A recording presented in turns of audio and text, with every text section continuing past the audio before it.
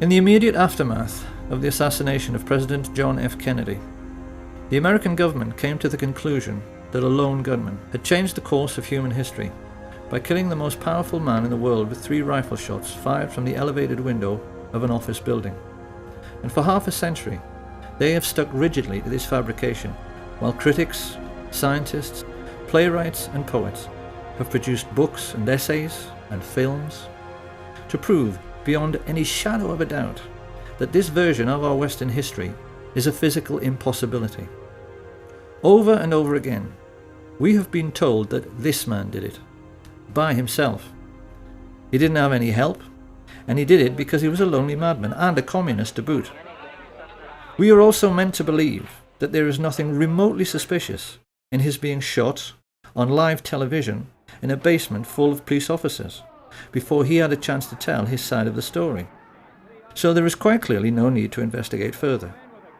Of course, every thinking person knows this is absolute nonsense. And being nonsensical, it naturally leads thinking people to ask some very important questions, like, why did the American government come up with such a lame and improbable scenario to account for what had happened? And then why did they stick with it so dogmatically for so many years afterwards? Exactly what and who are they protecting? And how can it be that even such venerable institutions as the BBC have played along with this charade in the intervening decades? We now know that there were actually 8 riflemen firing at the president on that day. We know where they were located in Dealey Plaza, and we know their names. However, those with sharp eyes will already be asking themselves why we were only showing the location of 6 assassins in this schematic. We're doing this because any casual onlooker who happened to be in Dealey Plaza at 12:29 on November 22nd, 1963, might well have caught sight of these 6. Many people did. Witnesses like Arnold Rowland, Richard Randolph Carr, Lee Bowers, Amos Hewins, Mary Morman, they all gave precise descriptions of men they observed in the windows of the book depository and on the famous grassy knoll. But none of them observed 2 of the riflemen who shot at the president. No one did. And the reason why no one did is itself the key to the mystery. A mystery which begins with a very simple question. Supposing you wanted to shoot at a man on a barren, empty street without anybody seeing you, where could you possibly hide? However, the riflemen who took part in the assassination were not as important to an understanding of what the Kennedy assassination was really all about as were a group of 20 men who had gathered together the night before at the home of Dallas oil millionaire Clint Murchison. These men were a much more important part of the story than the assassins themselves, because they hired the 8 snipers and paid them. We even know how much they paid them. So who were these men? What brought them together to orchestrate such a foul and despicable deed? Why did they, and more importantly those who came after them, cover up the crime with such ruthless brutality for so long afterwards? And how can it be that these men and what they stood for has left an indelible legacy which still influences our daily lives right up to the present day? To answer these questions, we must inevitably step back into history, and most people will not like this very much, because most people have very little interest in history. This, however, is going to be a history lesson, quite unlike anything that anyone has ever heard. It certainly will be nothing like what we are taught in school, and yet it begins with a name which most people have heard, but probably won't be able to place. The name of E.H. Harriman. Who was E.H. Harriman? Dynamite's ready, Butch. Mr. E.H. Harriman himself, he had the confidence of... Open the door or that's it! You think E.H. Harriman would get himself killed for you? Woodcock? I worked for Mr. E.H. Harriman on the Union Pacific Railroad, and he entrusted me. I'm sure Americans in particular will be amused to learn that Edward Henry Harriman was actually a real historical figure. This man was one of America's first industrial giants, and like the Rockefellers in oil and the Carnegies in steel, he got his start by borrowing money from the Rothschilds, of whom we'll hear more later, to create a monopoly for his own business, which was railroads. He was the 19th century railroad king. It was a monopoly which wouldn't be allowed today, and it helped in turn to create the Rockefeller oil monopoly. Now, this gave America's first industrial giants colossal power. These were the first people in human history, we mustn't forget, whose businesses were worth more than most countries. People whose fortunes dwarfed anything that the Caesars or the Tudors or the Medici ever dreamed of.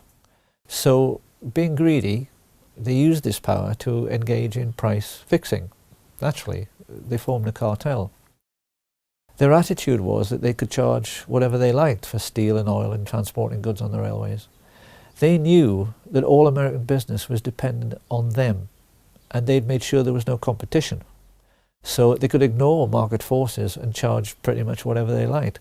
Now this naturally caused resentment, and it's very interesting that the press at that time started calling these first Illuminati bankers and industrialists robber barons. Of course, once these fortunes began to be made, others naturally tried to get in on the act. One who succeeded was J.P. Morgan, who became a private banker during this period. But modern critics have discovered that far from being the richest man in America everyone thought he was, it turned out upon his death that Morgan actually only owned 17% of Morgan Bank, and that like so many others, he was simply a front for the Rothschild family. 5 years after E.H. Harriman died and handed on the business to his sons, W. Averill Harriman and E. Rowland Harriman, this new breed of Western business moguls faced their first really big test with the coming of World War I. Once again, we must never forget that this was the first time in human history that a truly global conflict had been fought. It was sure to have long-lasting international repercussions, and many observers at the time had their doubts as to whether Western industrial capitalism, which was still in its infancy, could cope with the demands of war production. In the world economic recession which followed, many feared these fledgling industries might vanish altogether as countries struggled with debt and war reparations. But actually, Western capitalism emerged from World War I in a far stronger state than it was in at the beginning. So how could this be? The First World War taught the new class of international bankers and industrialists a very simple lesson. War is good for business. Take, for instance, Remington. We tend to associate their name with typewriters, but actually they made most of the rifles and handguns used during the Great War, and made a colossal fortune in the process. The banks, in their turn, lapped this up because it meant that defence contractors were having no trouble repaying the huge loans they had outstanding, and, best of all, the world's richest nations had had to borrow huge sums from the merchant bankers in the first place to finance the war, the Americans and the British just as much as the Germans. And they would now be repaying these loans to the banks for decades to come at a steep rate of interest. For international merchant bankers, the Rothschilds in particular, the First World War had been a gift from heaven. And people watching this should ask themselves a simple question before passing judgment. Supposing you were in business during that war, and the contract you had with the government to supply the troops with tin hats, or boots, or uniforms, or gunpowder was netting you millions every year in profit. And then one day the war ended, and your money stopped completely. What do you think your attitude to war might be? That war was good for business was not the only lesson the ruling classes learned during this period. The Russian Revolution of 1917 terrified rich people all over the world. Watching Lenin and Trotsky taking over such a vast area of the globe, the kings and queens of Europe's tiny sovereign states in particular became extremely nervous. The question on all their minds was, supposing the communist success in Russia should inspire their own working class to rise in revolt. Many of the crowned heads of Europe, like England's George V, had been related to Tsar Nicholas, and the brutal execution of the Tsar and his family, particularly the bayoneting of his young daughters, sent a shockwave through the upper classes of every nation. Did a similar fate lie in store for the royal families of Holland, Sweden, Spain and England? This question was lying heavily on the thoughts of the elite when the First World War ended in 1918, and it had the effect of focusing the minds of the new Illuminati bankers and industrialists on the question of what to do for best with a defeated and dilapidated Germany. The population were poor, penniless and worn out, yet the German economy still contained some of the most sophisticated and expensive industrial stock on the planet. The Illuminati sensed an opportunity. Supposing, as the world's first international businessmen, They could get their hands on Germany's steel mills, her coal mines, her factories, ports, and her shipbuilding industry. Over the years, certain names have become very familiar to those who maintain an interest in the Kennedy assassination, none more so than Allen Dulles, whom Kennedy fired after the Bay of Pigs disaster, and yet later he somehow managed to chair the Warren Commission, which was supposed to be investigating Kennedy's death. Something few people know, however, is that Dulles and his older brother John Foster Dulles wrote the Treaty of Versailles. They were both lawyers of Sullivan and Cromwell, and it was largely they who decided that the German people must pay war reparations totaling 135 billion marks. A mind-boggling sum at that time, which today translates into 250 trillion. When this was announced, the legendary UK economist J. Maynard Keynes maintained it was a ludicrous sum, and he did a swift calculation from which he reasoned that it would take Germany until 1988, 60 years hard labour, to pay it off. But it didn't. So why? Maynard Keynes sensed that the Dulles brothers, backed as they were by the new Illuminati, were trying quite deliberately to sabotage the German economy, and they succeeded. As mass unemployment led to hyperinflation, the famous stories of people papering their walls with worthless Reichsmarks and handing over their life savings for a loaf of bread soon followed. With German investors on their knees, the new Illuminati moved in and began buying up shares of stock in German industry at a knockdown price. Now, why did they do this?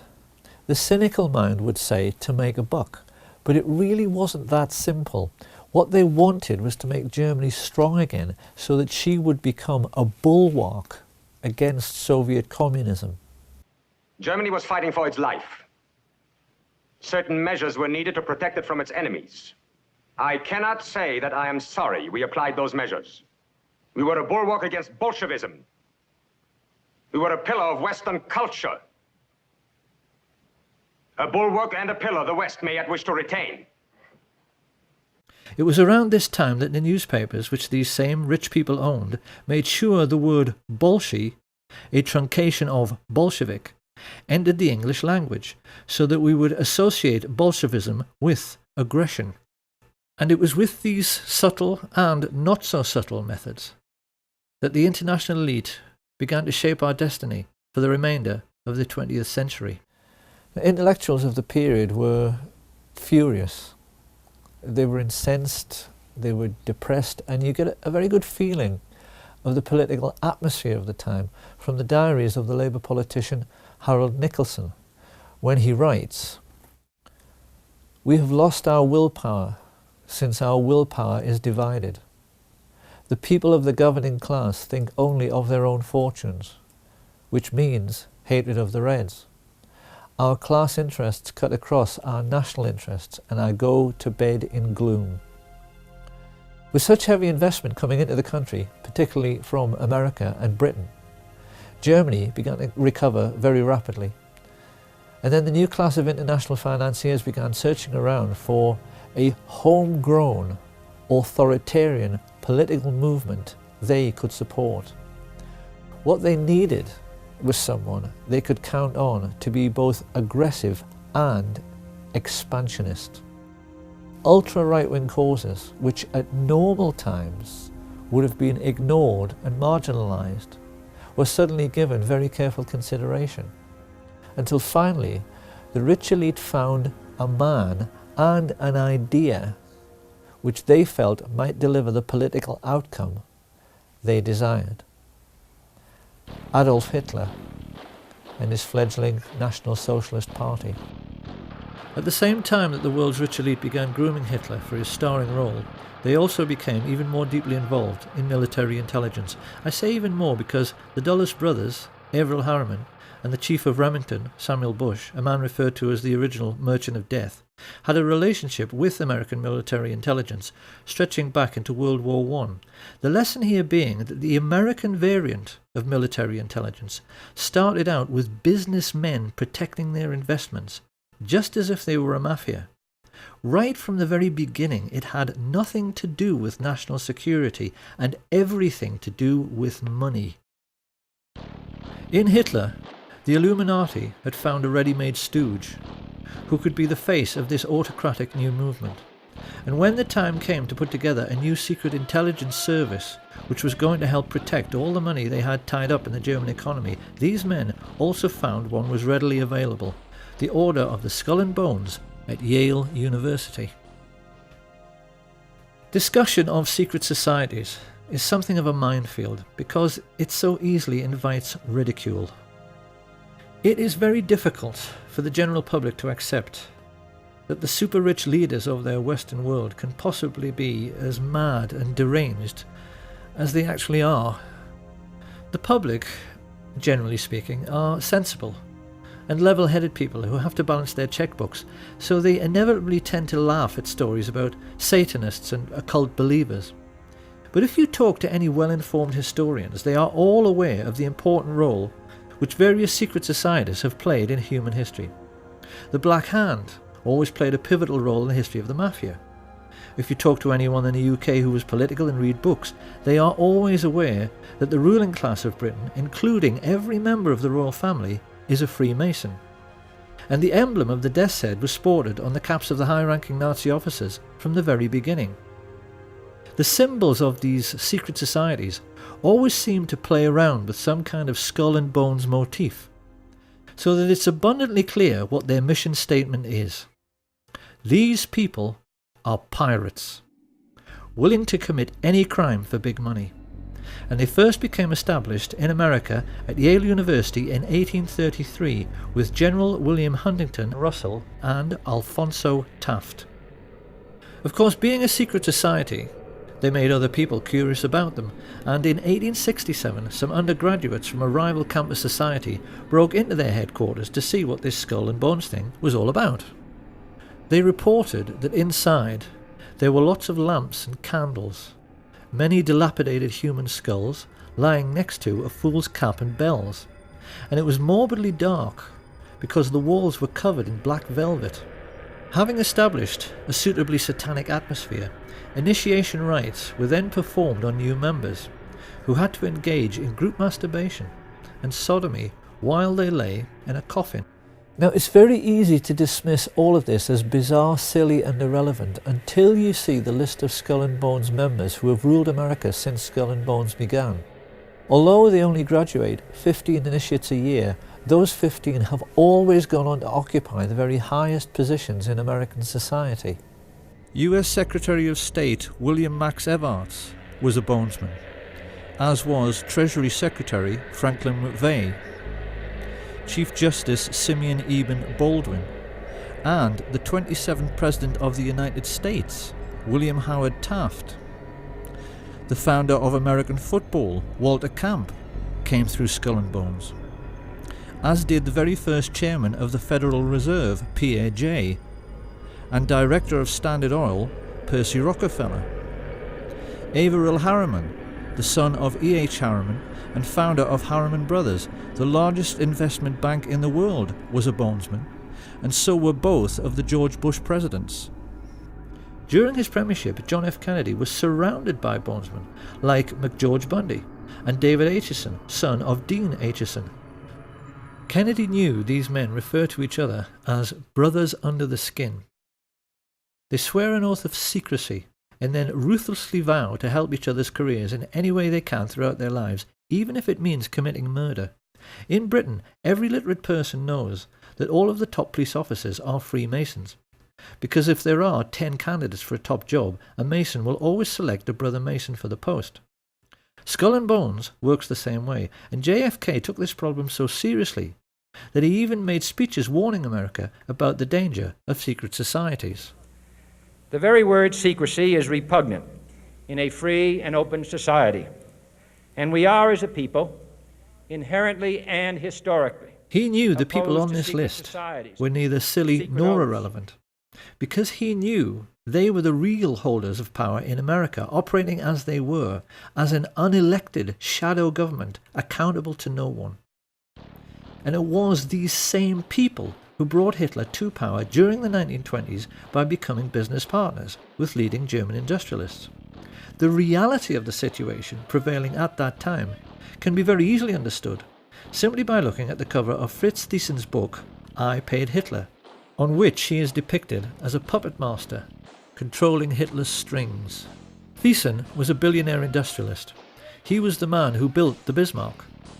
His company, United Steelworks, made 3/4 of all Germany's steel, and he joined together with Skull and Bones members Prescott Bush and George Herbert Walker to financially assist the Nazi Party. Together they recruited head of the German central bank Hjalmar Schacht to the fascist cause, and then combined with other leading industrialists to sign the letter which convinced Hindenburg to appoint Hitler as Chancellor on the 20th of February 1933. Had anyone inquired around this time about the postal address of the Nazi Party, they could legitimately have been told that it was 39 Broadway, Manhattan, New York, because this was where Averell Harriman, Prescott Bush and George Herbert Walker kept their office. And being no fool, Fritz Thyssen used their banking services to set up secret cash funds funneled through another bank in Rotterdam, the Bank voor Handel en Scheepvaart, to finance the building of the first official Nazi Party headquarters, the Brown House. This was all done with the full cooperation of the Dutch bankers, who orchestrated this entire sinister business with the assistance of the Thyssen family lawyer, Alan Dulles. Of course, the Germans themselves were ecstatic. We've all seen the newsreels from that time in which they are stomping around in their jackboots, acting like a master race, because they had swallowed the propaganda that they were being led to glory by a Superman who had rebuilt the economy and Germany's infrastructure all by himself. This was a lie. Hitler didn't have any money. You can only build autobahns with one thing: capital investment, and that investment came mainly from America. The Nazis were also given a lot of help from the City of London, help which came mainly in the shape of Sir Montague Collett Norman, Governor of the Bank of England.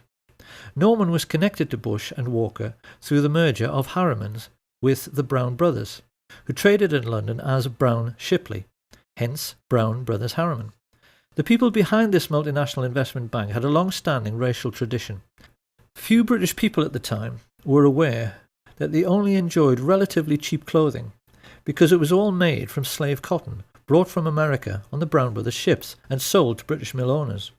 Montague Norman was heir to this colossal Brown Brothers fortune. As the de facto head of world banking, he made no secret of his only being interested in the richest 1% of people.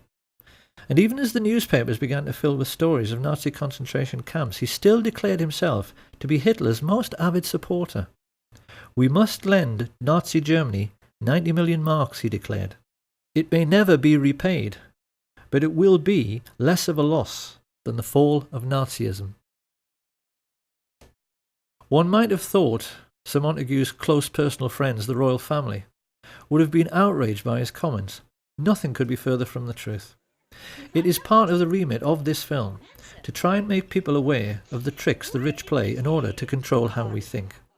George Orwell once said that the ruling class in every age have tried to impose a false view of the world upon their followers. And there's no better example than the way in which the British have been duped into believing that their royal family are called Windsor and descend from English kings like Henry VIII. The British royal family are, actually, German, and their real name is Saxe-Coburg-Gotha.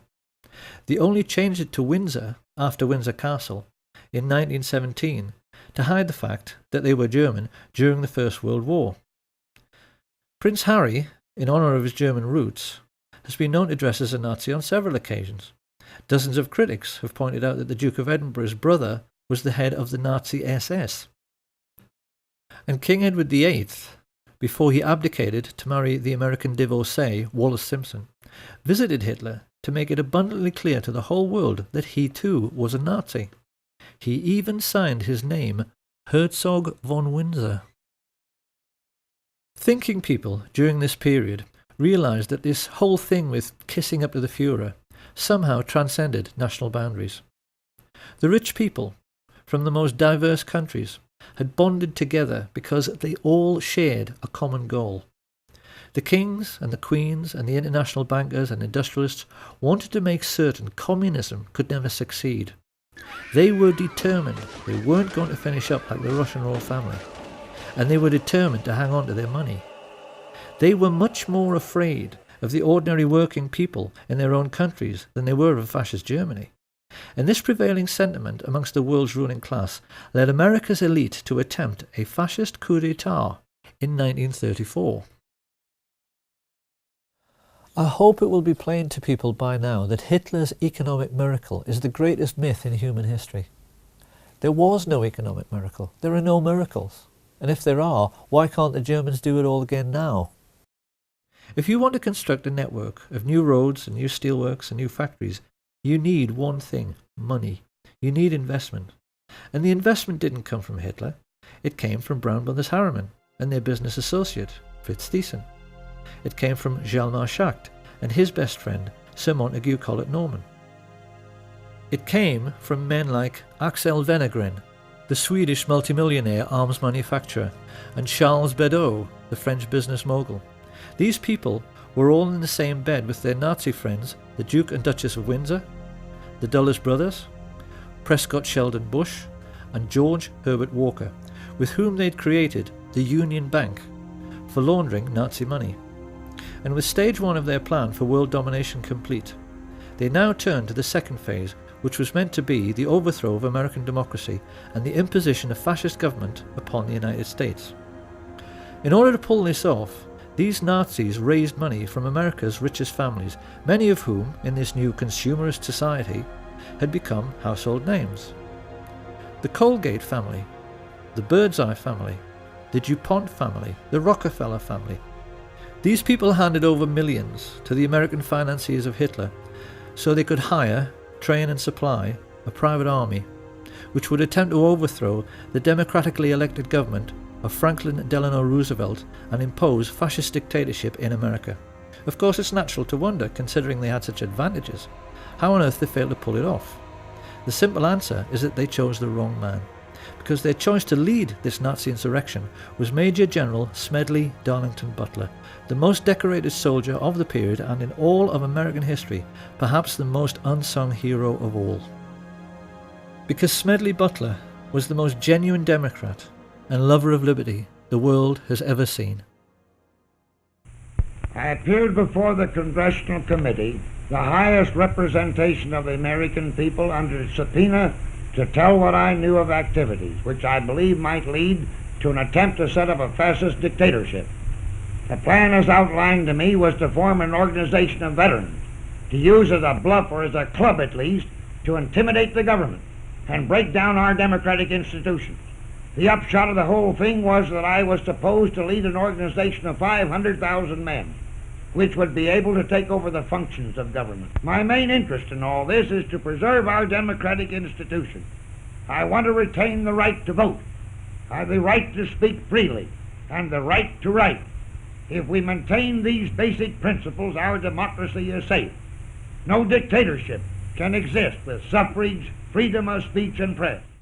Smedley Butler tricked the plotters into thinking he was interested for just long enough until he was sure who all the major players were, and then he told the president. This put FDR in a quite impossible position. America at that time was just coming out of the Great Depression.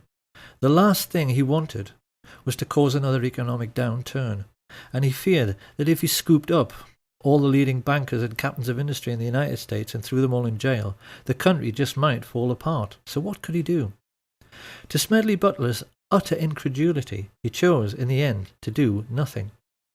In spite of the fact that these men had committed treason and should have been hanged, their power was such that they were not even charged, let alone tried.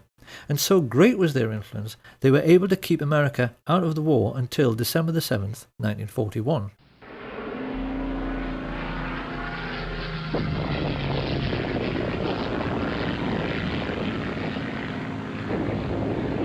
With the Japanese attack on Pearl Harbor, Roosevelt finally realized he had to do something. His response was the Trading with the Enemy Act, which allowed him to seize assets like the Union Bank, through which Bush, Walker and Harriman had been financing Thyssen. Roosevelt didn't realize, however, that it was already a case of too little, too late. Because without his knowledge, American business moguls had been tumbling over one another for 2 years in their efforts to assist and do business with the Hitler regime. Typical of this American spirit of enterprise was Sosthenes Ben, the president of AT&T, who flew immediately to Berlin when war was declared to put in Hitler's phone lines. He gave the Nazis the most high-tech, state-of-the-art telecommunications system in the world at that time, so that Hitler could rule the European mainland with the maximum efficiency. Rich men have been hiring thugs to do their dirty work, especially to frighten people, since human civilization began. What people have to try to appreciate is that Nazism, in reality, was simply the first time in human history that the rich had enough wealth to hire an entire country of thugs to do their dirty work. Some of the most emotive images in world history are those of the Nazi war machine sweeping across the Low Countries to begin their occupation of France, and people have always assumed that the trucks used for the miles-long troop convoys must have been German trucks. But if anyone at that time had taken the trouble to lift up the cowling and look at the engine, they would have found these were actually Ford trucks, which had been built with personal permission from Henry Ford, who was sitting in his office 4,000 miles away in Dearborn, Michigan, a service for which he was given the Grand Cross of the Eagle, the highest honor the Nazis ever bestowed on a civilian. Ford sued the U.S. Army, the U.S. government in the 50s because during the war the U.S. Air Force bombed their tank-making facilities in Germany. And this is true. And what was it, like 52 or something? They sued the U.S. government for destroying their factories. And they won. They won the lawsuit. So I had to write a little song for Henry here.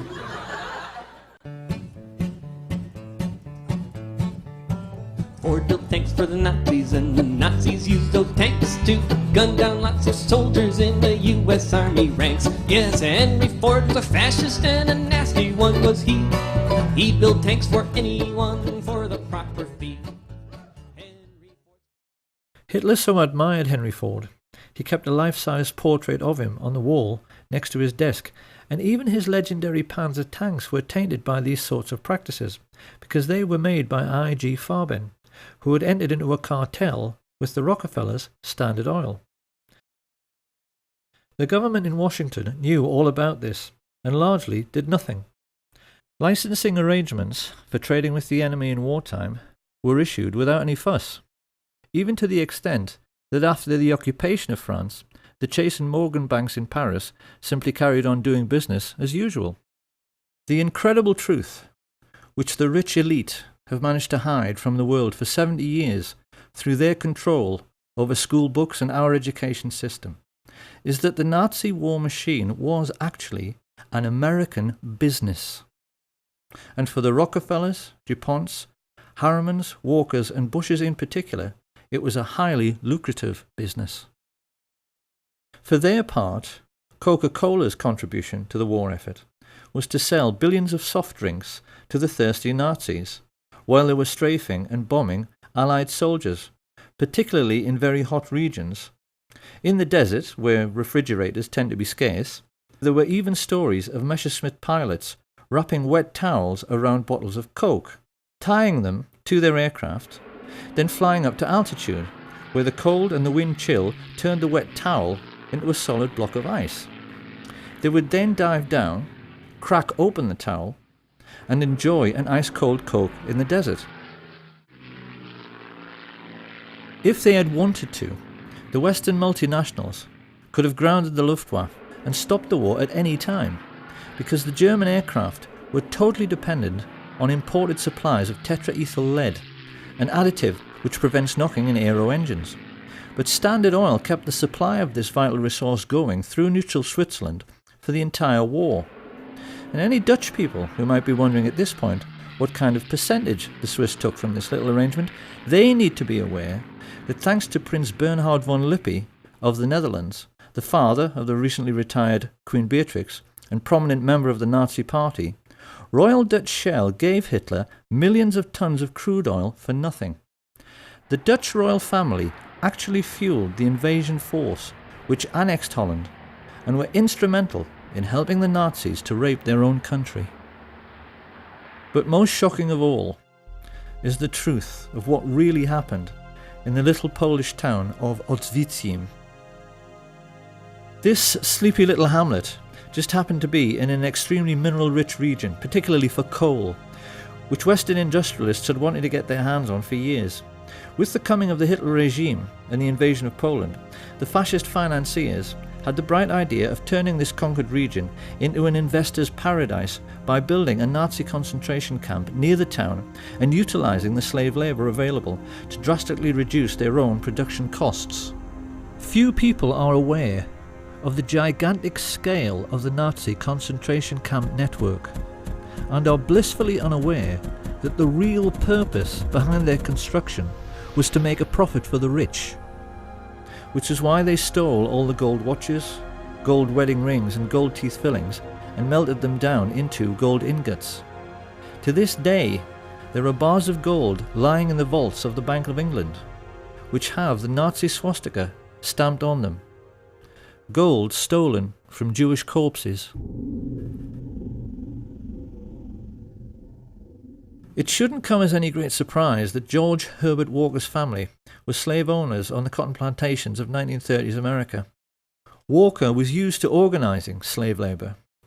So while his business associate, Averell Harriman, was paying for Hitler's 500,000 SS troops and supplying them all with brand new Thompson submachine guns, because he did, Walker took over the management of this new Polish concentration camp. And when his Nazi friends started complaining that they couldn't pronounce the name Auschwitz any better than I can, they all got together and decided they had better Germanize the name into something which sat more comfortably on Nazi tongues. It was in this way that the world first heard of Auschwitz.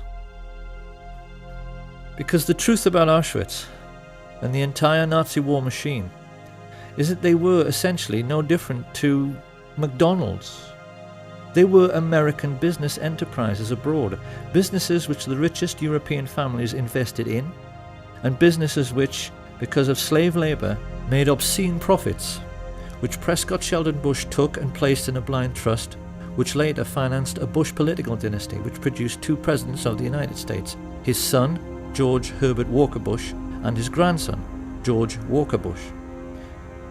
This picture of the railway leading into Auschwitz has, since World War II, become the iconic image of the Holocaust. To us it now represents something like the gate to hell. But how differently, one wonders, would we have looked at this image all of our lives if we had always known that this railway line was an American railway line laid by the Harriman brothers on behalf of Uncle Sam.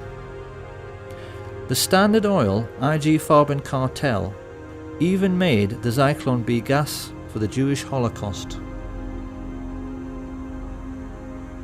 Now, anyone who at this point is thinking that all this simply cannot be true, because if it was, someone would have sued, well, someone did. This information came into the public domain because of a Dutch intelligence agent who was so disgusted when he found all of this out, he leaked it to the press, as a result of which two very senior Jewish gentlemen, Kurt Julius Goldstein and Peter Gingold, filed suit against the American government. Of course, the more discriminating among us will now be asking how it can be that this story went completely unreported in the mainstream media. One might just as well ask why the Times in London was writing favourable stories about the Nazi concentration camps throughout the 1930s, and why Lord Rothermere was still referring to Hitler as a great gentleman as late as 1940. You really would think by now that people would have realised that it isn't so much the bias in the media which really matters, it's the things they know about, but never tell you, that really matter. Because the truth is that the press knew exactly what was going on in the concentration camps all through the war. They never said a word about it, because they knew who was making money from the slave labour. Now, it's very easy to imagine what the response of a conservative politician, American or British, would be to all of this. If all of this is true, he's bound to ask why nobody said a word about American industrialists building Hitler's war machine at the Nuremberg trials. How come it never got mentioned? Where's the responsibility of the Vatican, who signed in 1933 the Concordat with Hitler, giving him his first tremendous prestige. Are we now to find the Vatican guilty? Where's the responsibility of the world leader Winston Churchill, who said in an open letter to the London Times in 1938, 1938, Your Honor, were England to suffer national disaster, I should pray to God to send a man of the strength of mind and will of an Adolf Hitler. Are we now to find Winston Churchill guilty? Where's the responsibility of those American industrialists who helped Hitler to rebuild his armaments and profited by that rebuilding? Are we now to find the American industrialists guilty? No, Your Honor, no. Germany alone is not guilty. The whole world is as responsible for Hitler as Germany. It is an easy thing to condemn one man in the dark. It is easy to condemn the German people, to speak of the basic flaw in the German character that allowed Hitler to rise to power. But at the same time, comfortably ignore the basic flaw of character that made the Russians sign pacts with him. Winston Churchill praise him. American industrialists profit by him. American industrialists profit by him. Profit by him. Profit by him. Profit by him. Profit by him. Profit by him. Profit by him. Profit by him. In school, we are taught that the Allies defeated Nazi Germany in World War II. This is not true. The Nazis won the war. Because the real Nazis, the rich, played on both sides. That's what a rich businessman does. He arranges things so that he is well thought of by both sides, so then whoever wins, he wins, and his money is safe. Now, a lot of people will still think it is simply ludicrous to suggest the Second World War was a phony war. They are bound to say that no one who was there at the time thought it was a phony war. Really? A new baby, 200 gross of buckles, unlimited petrol, and all the whiskey you want. You're sitting pretty, aren't you, Holden? Yes, it is a lovely war. Well, wouldn't you if you were in my place? Wouldn't everybody? Doesn't everybody? The war's a blasted phony anyway. I'm a bit tired of that. Tired of what? This phony war business. Well, isn't it? No, it's not. I've just come out of hospital after 10 days in an open boat off the Faroes, and I'm sick and tired of blokes like you with soft jobs ashore. Come outside. Now, don't be silly. I've lost 2 fingers off that hand, but I'm going to take you outside and knock your block off with my right. Ah, take it easy. There's no need for that. I'm sorry, I apologize. I'll come outside if you insist. That won't do any good. It's not his fault. It's the fault of all of us. You make me sick. All of you. It may be a phony war to you, but it's not to all the boys at sea. It never has been.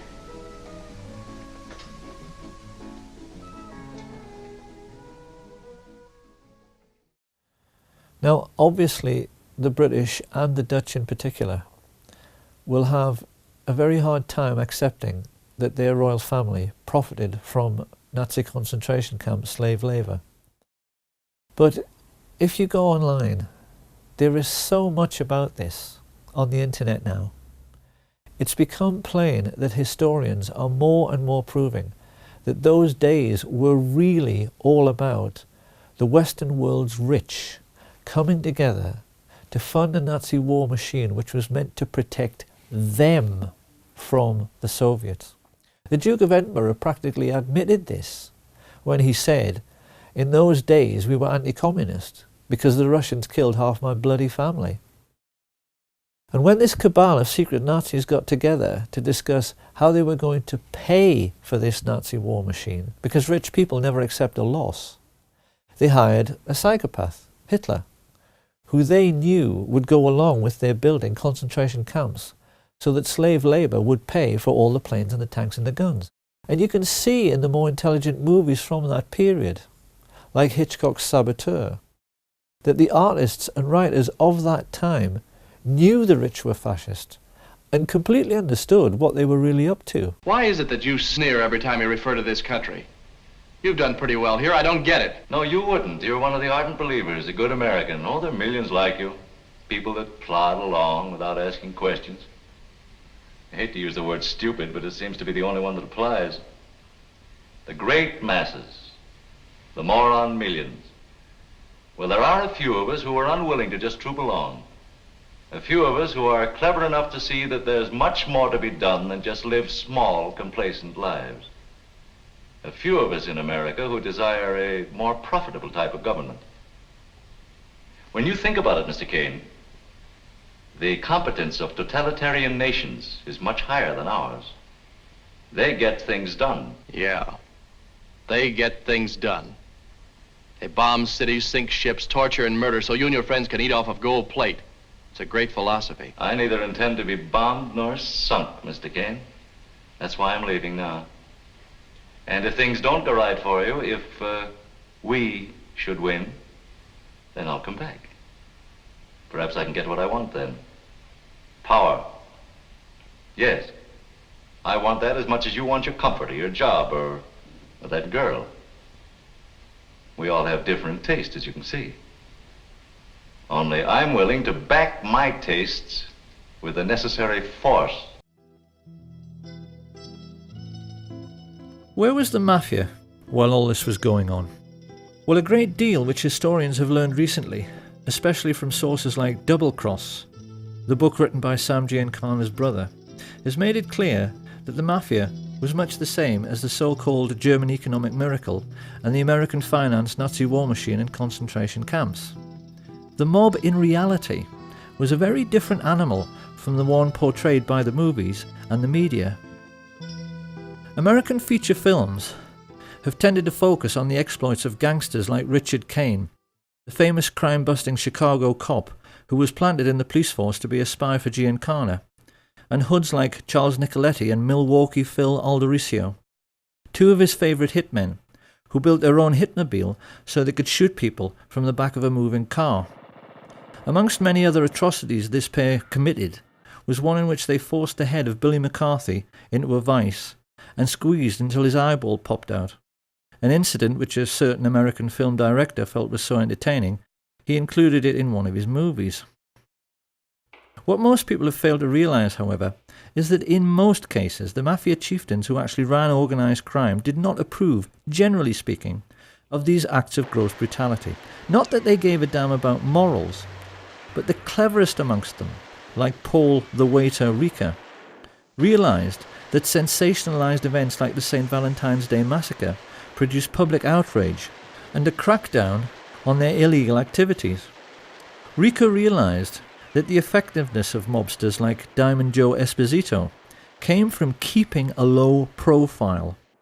And it was the mafia bosses who learned this lesson best, Santos Trafficante and Sam Giancana in particular, who in later years became the most successful.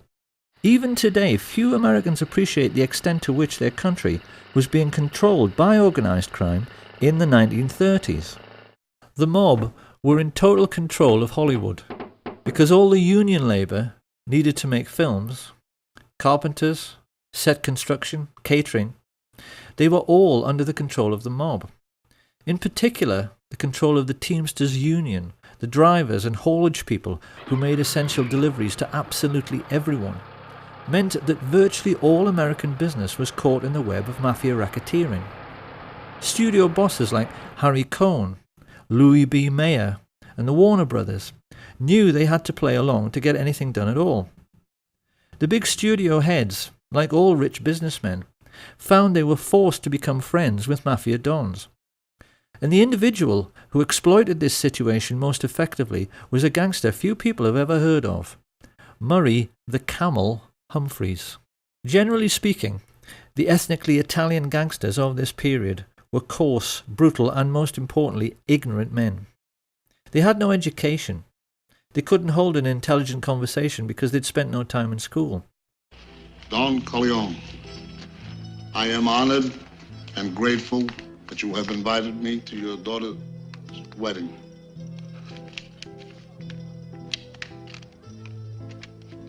On the day of your daughter's wedding. This made doing business with refined and sophisticated entrepreneurs difficult, not to say embarrassing.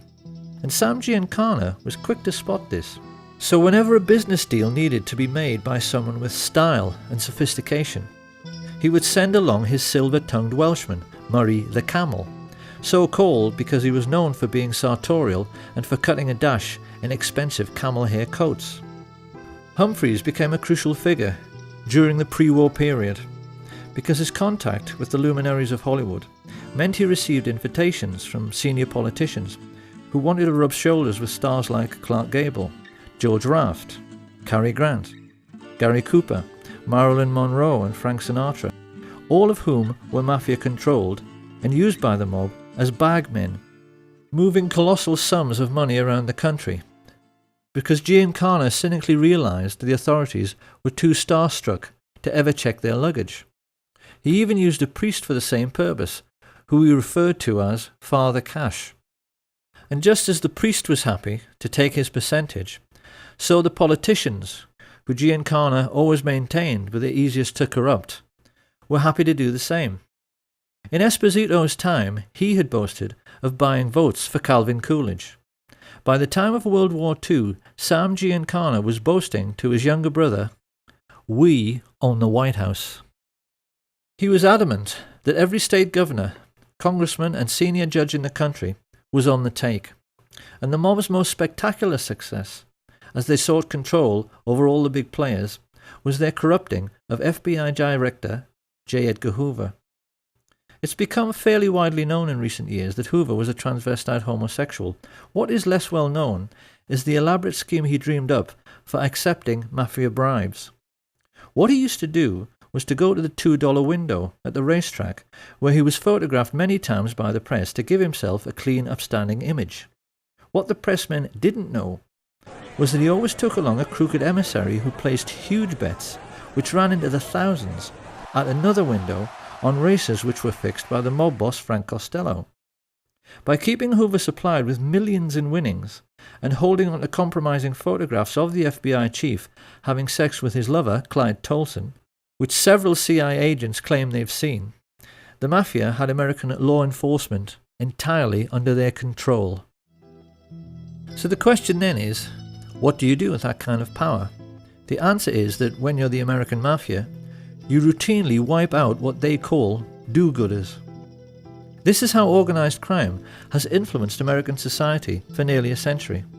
If a decent man becomes a rising star in politics and looks as if he might try to make a better life for ordinary people, they simply kill him as a matter of routine.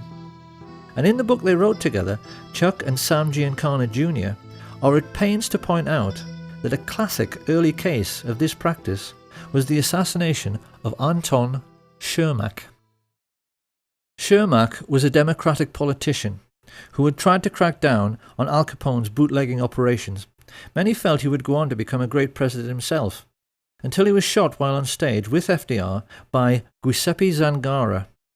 After the murder, Zangara claimed it was a political act, and he ought to be entitled to clemency because he simply hated all rich people.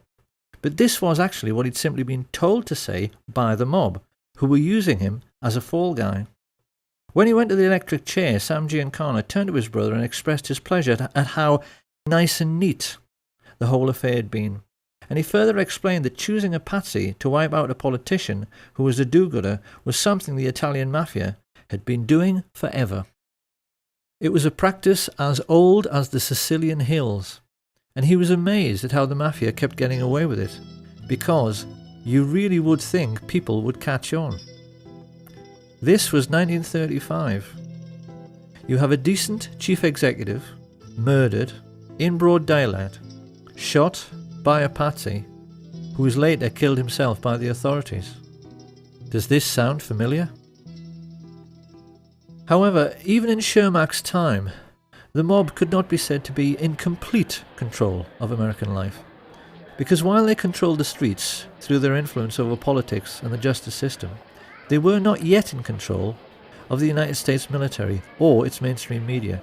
Tragically, this all started to change with a series of events which began with the scuttling of the SS Normandie by a Manhattan-based Nazi agent. This was February the 9th, 1942. And having just joined the war, the United States was trying to keep its allies supplied with vital war material, using convoys which were loaded on the waterfront and sailed almost every day out of New York Harbor. As everyone knows, many fell prey to the wolf packs of German U-boats, and the Normandy had been designed for much greater speed specifically so that she could outrun them. When she fell to sabotage, it was a colossal blow to the Allied war effort, and in response a naval intelligence officer, Anthony Marslow, decided to enlist the help of the New York Mafia because he knew they were in control of all commercial activity on the docks. The subterfuge by foreign intelligence agents ceased, but the price America paid was calamitous, because getting the Mafia's help meant getting permission from the boss of bosses, Lucky Lucanio.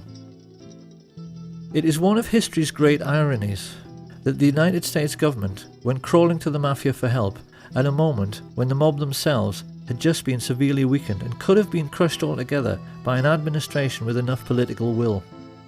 The notorious Lucanio had just started a 40-year prison sentence in Great Meadow Penitentiary, and most of his Sicilian gangsters back home were already behind bars, having been caught up in Mussolini's Mafia purge.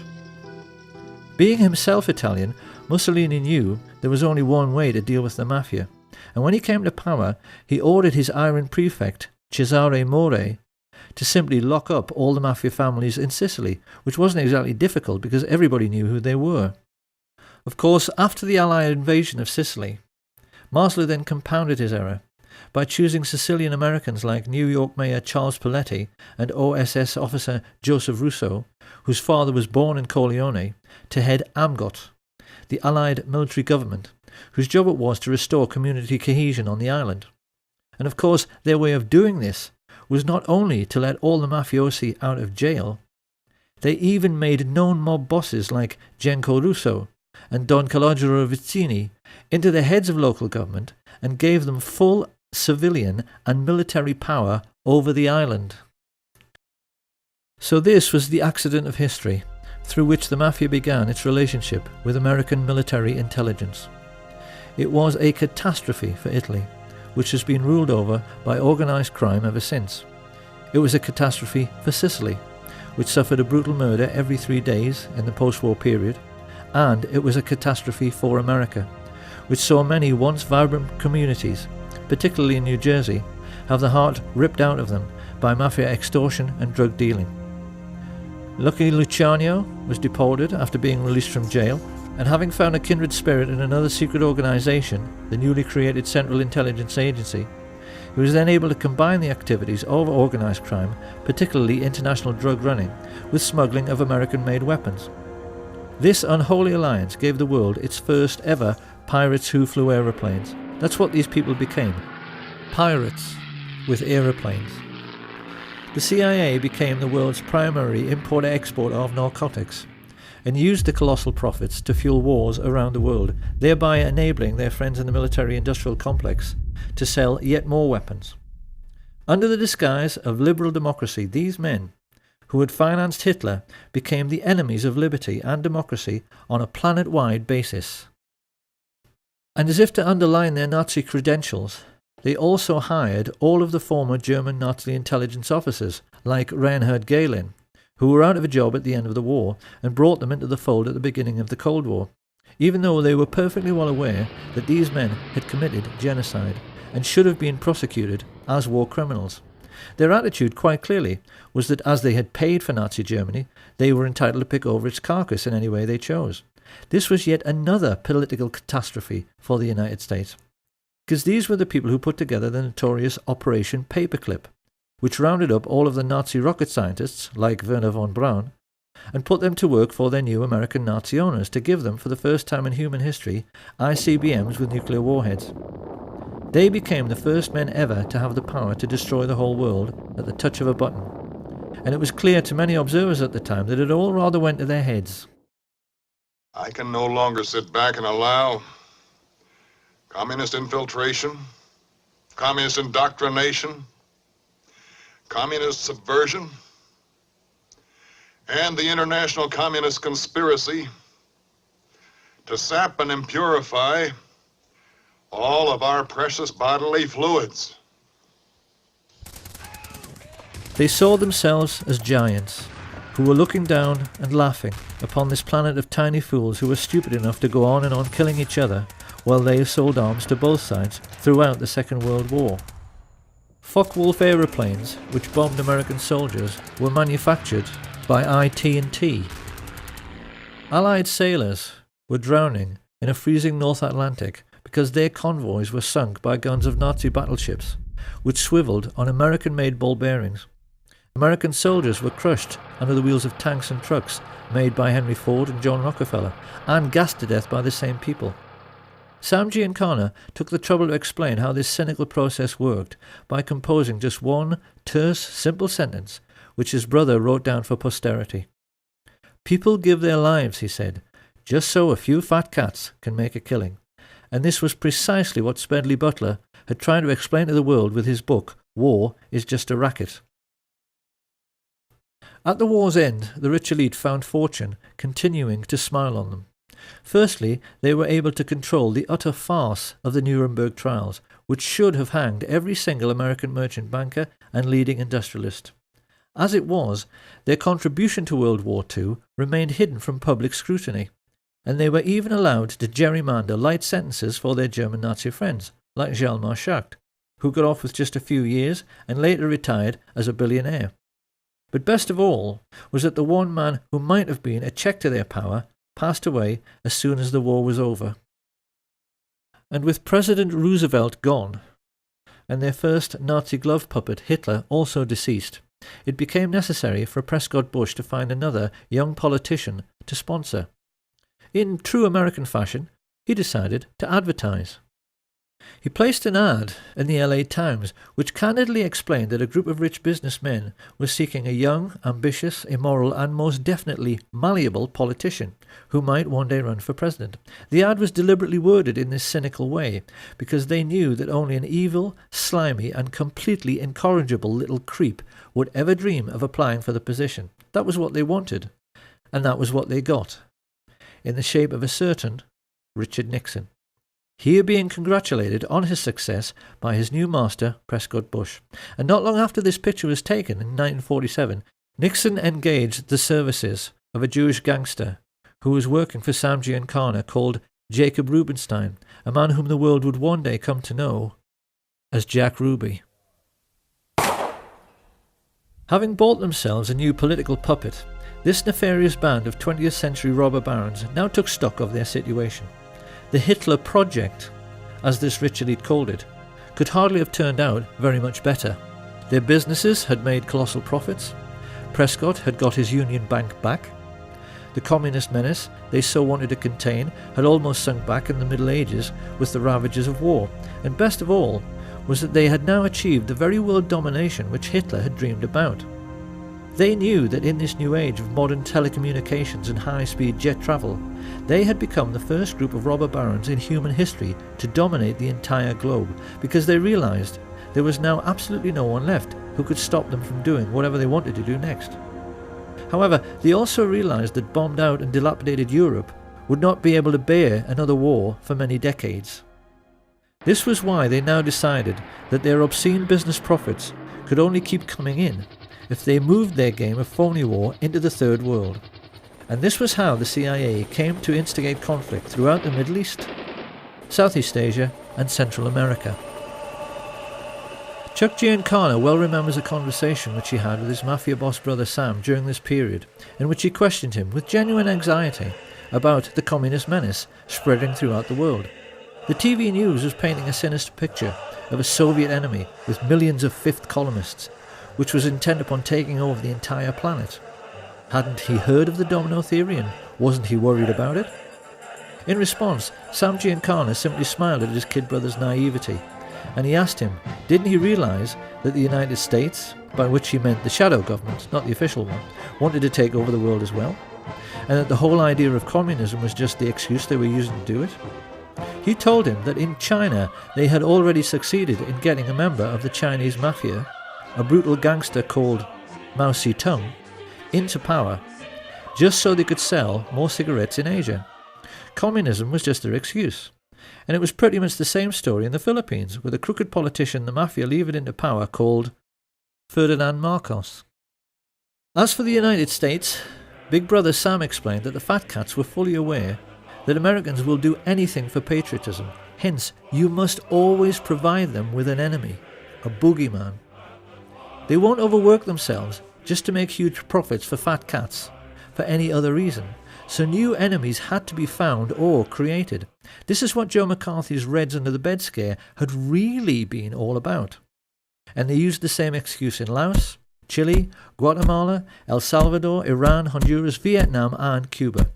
If a small country refused to go along with American business interests, which basically meant with the rights of Western multinationals to pay slave wages to third world peasant farmers growing commodities like tobacco or sugar or fruit, they simply labelled them as communist, assassinated the democratically elected head of state with teams recruited from their secret societies, the Central Intelligence Agency and the Mafia, and put in a man favourable to their interests, as with the Shah in Iran.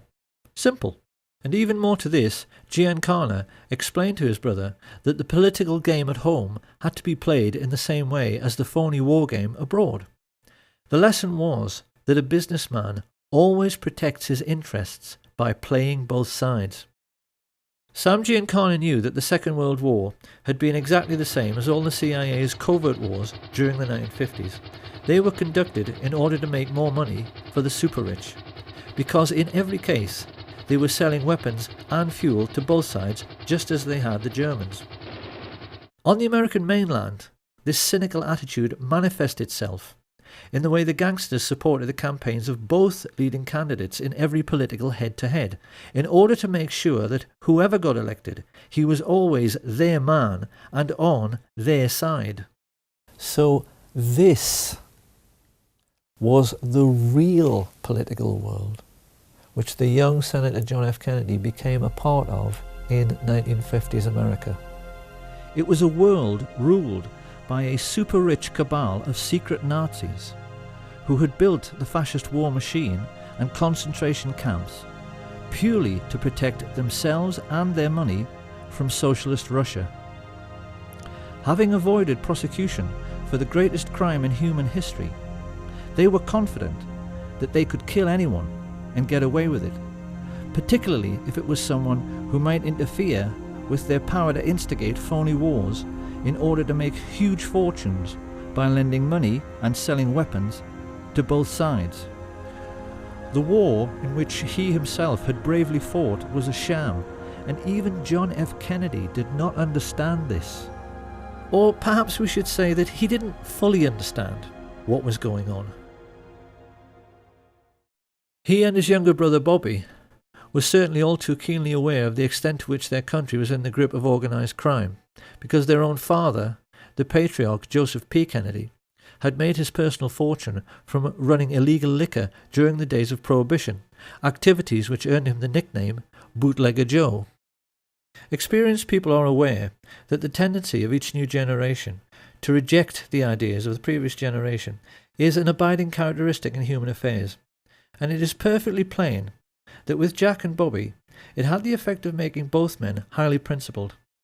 Their own father had associated with crooks and gangsters, and it was quite clear from their style and their outlook that they had made a commitment to make up for the sins of their father by rejecting this sinister world of hoods and crooks and corrupt politicians, by being honest and decent.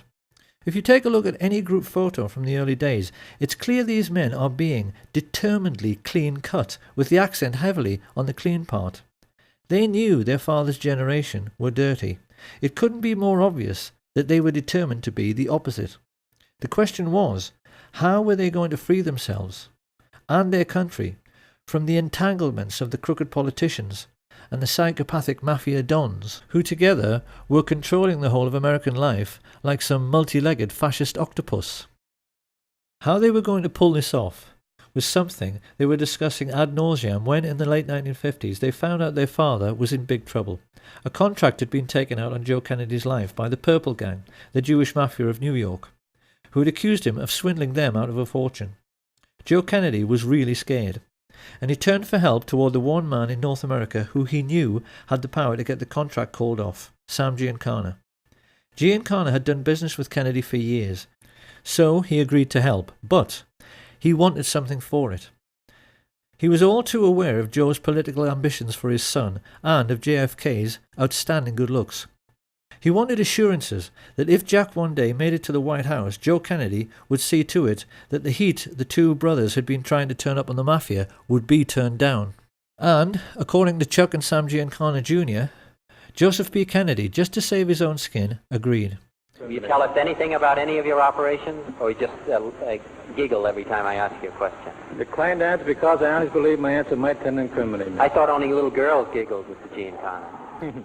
In this way, a very confused situation was created, because Sam Giancana, the very kind of mob boss whom the Kennedys had been fighting so hard through the McClellan Committee to put in jail, now thought that they should and would be grateful to him. It was this expectation and this misunderstanding which now led Giancana to try to draw the Kennedys more and more into his dark world, something which he appeared to be succeeding with in the way that first Peter Lawford and then Frank Sinatra established relationships with both men. Lawford married Kennedy's sister. Everyone is voting for Jack. Sinatra was putting together campaigning jingles, and it must have seemed to many insiders at the time that when Sam Giancana went around boasting that, as usual, he had everything under control, and that when Jack got to the White House it was going to be a dream ticket for the mafia, that it must all be true. His boys appeared to be partying together. And those who were in the know were aware that JFK had at least some sort of relationship with Judith Campbell Exner, Sam Giancana's girlfriend. What we haven't known until now is that JFK was hoodwinking Giancana all along. The role that Judy Campbell played was mostly that of a go-between. What Kennedy was doing through her was giving Giancana FBI reports on mob bosses to make him think that law enforcement were not all that well informed about the mafia scams and their movements, nor even terribly interested. What Giancana did not know was that the FBI reports he was receiving were carefully selected and most definitely incomplete. Kennedy was not helping Giancana. He was not keeping him in the picture. What he was doing was pulling the wool over his eyes. For the first time in his life, Sam Giancana was perplexed, and he became more confused when there was a sudden freezing over of relations. JFK abruptly ended his relationship with Sinatra, and Judy Campbell suddenly found the White House were refusing her calls. Even more to this, Giancana's limitations were shown up in the way he completely failed to comprehend that Kennedy truly was decent and honest. He apparently had many conversations with Murray the Camel Humphreys around this time, in which both were reassuring each other that Kennedy's white knight lifestyle was just a political game to make him look good. Quite clearly, this cynical outlook was the product of living in their dark and corrupt world. They had never known an honest and decent man, because in the mafia there's no such thing. There is no record of what was said during the 3 meetings which JFK had with Giancana and his father at the Fontainebleau Hotel just prior to the 1960 general election. But it does now seem that in this most titanic battle of wits between the craftiest criminal in America and the most brilliant politician the world had ever seen, Kennedy had won. He had played the mafia at their own game, and played it better. Why did John F. Kennedy do this? Because he must have known just what a dangerous game he was playing. There certainly appears to be no doubt, now that we ourselves are aware of the all-pervading influence of organised crime in America at that time, that this brave and decent and honest man had realised that he could never get rid of the mafia and their dirty fascist friends in politics, industry and banking without first enlisting their help. He had to trick them. And with this new understanding, we can now see for the first time, with the correct perspective, the motives, characters, intrigues and diverse political interests which were gathering against President Kennedy when he took the oath of office. Organised crime were fearful of JFK before he ascended to power, because the shrewdest amongst them were getting a sense that he had outfoxed and outmanoeuvred the all-powerful mafia bosses. But the big mistake researchers have made in the past has been to not understand that every American oligarch, the big oil men, the captains of industry, the merchant bankers, the intelligence chiefs, were all crooks and gangsters as well. The biggest crook in the land was the head of law enforcement, J. Edgar Hoover. This is what historians have failed to understand until now. When JFK appointed his 32-year-old kid brother to the post of Attorney General, these people collectively froze. It now fully hit home that JFK really was honest and decent. It hit home that he wanted to make his country as honest and decent as he was, and that he actually believed that with the help of his energetic and determined crime-busting brother that he could do it. His attitude, of course, stood in marked contrast to the man whom Kennedy was saddled with as his running mate. Anyone who has any doubts about the moral rectitude of the average American politician of that time has only to look at the career of Lyndon Baines Johnson to see that, generally speaking, they were worse than the Mafia itself. From his involvement with the Box 13 scandal and through all of his dealings with his crooked Texan business associate Billy Solestes, LBJ proved again and again that he was every bit as unscrupulous as any mob boss and willing to do absolutely anything for power.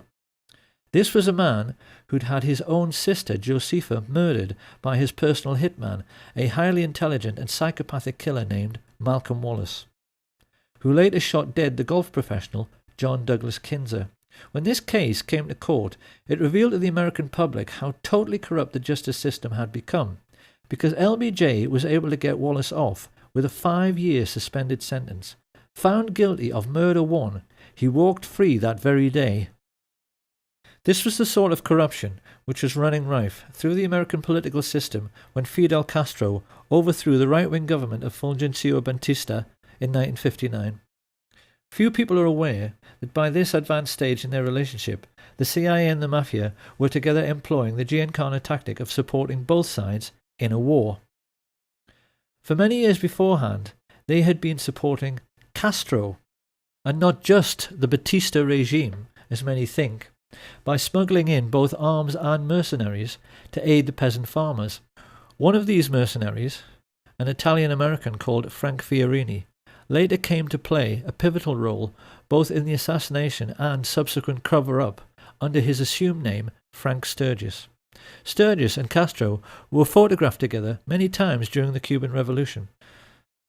But after Castro enlisted the help of the Russian Soviets, Sturgis turned against him. Like many in the CIA Mafia network, he felt double-crossed when Castro closed the island's casinos and nationalized all Cuban business. He therefore joined forces with men like Bernard Barker, Batista's former secret police chief, and other Cuban expats who had fled en masse to Miami, Florida, and who now sat together on the American mainland as a very disgruntled and highly politicized splinter group. Of course, to the American Nazis who had bankrolled Hitler, this was intolerable. It was a commercial disaster. Coca-Cola had made millions in easy profits using dirt-cheap Cuban sugar grown by dirt-poor Cuban peasants. They were now being told by an upstart third-world dictator that they would have to pay for sugar at the normal market rate, and the Mafia were losing millions every single day from the loss of illegal gambling.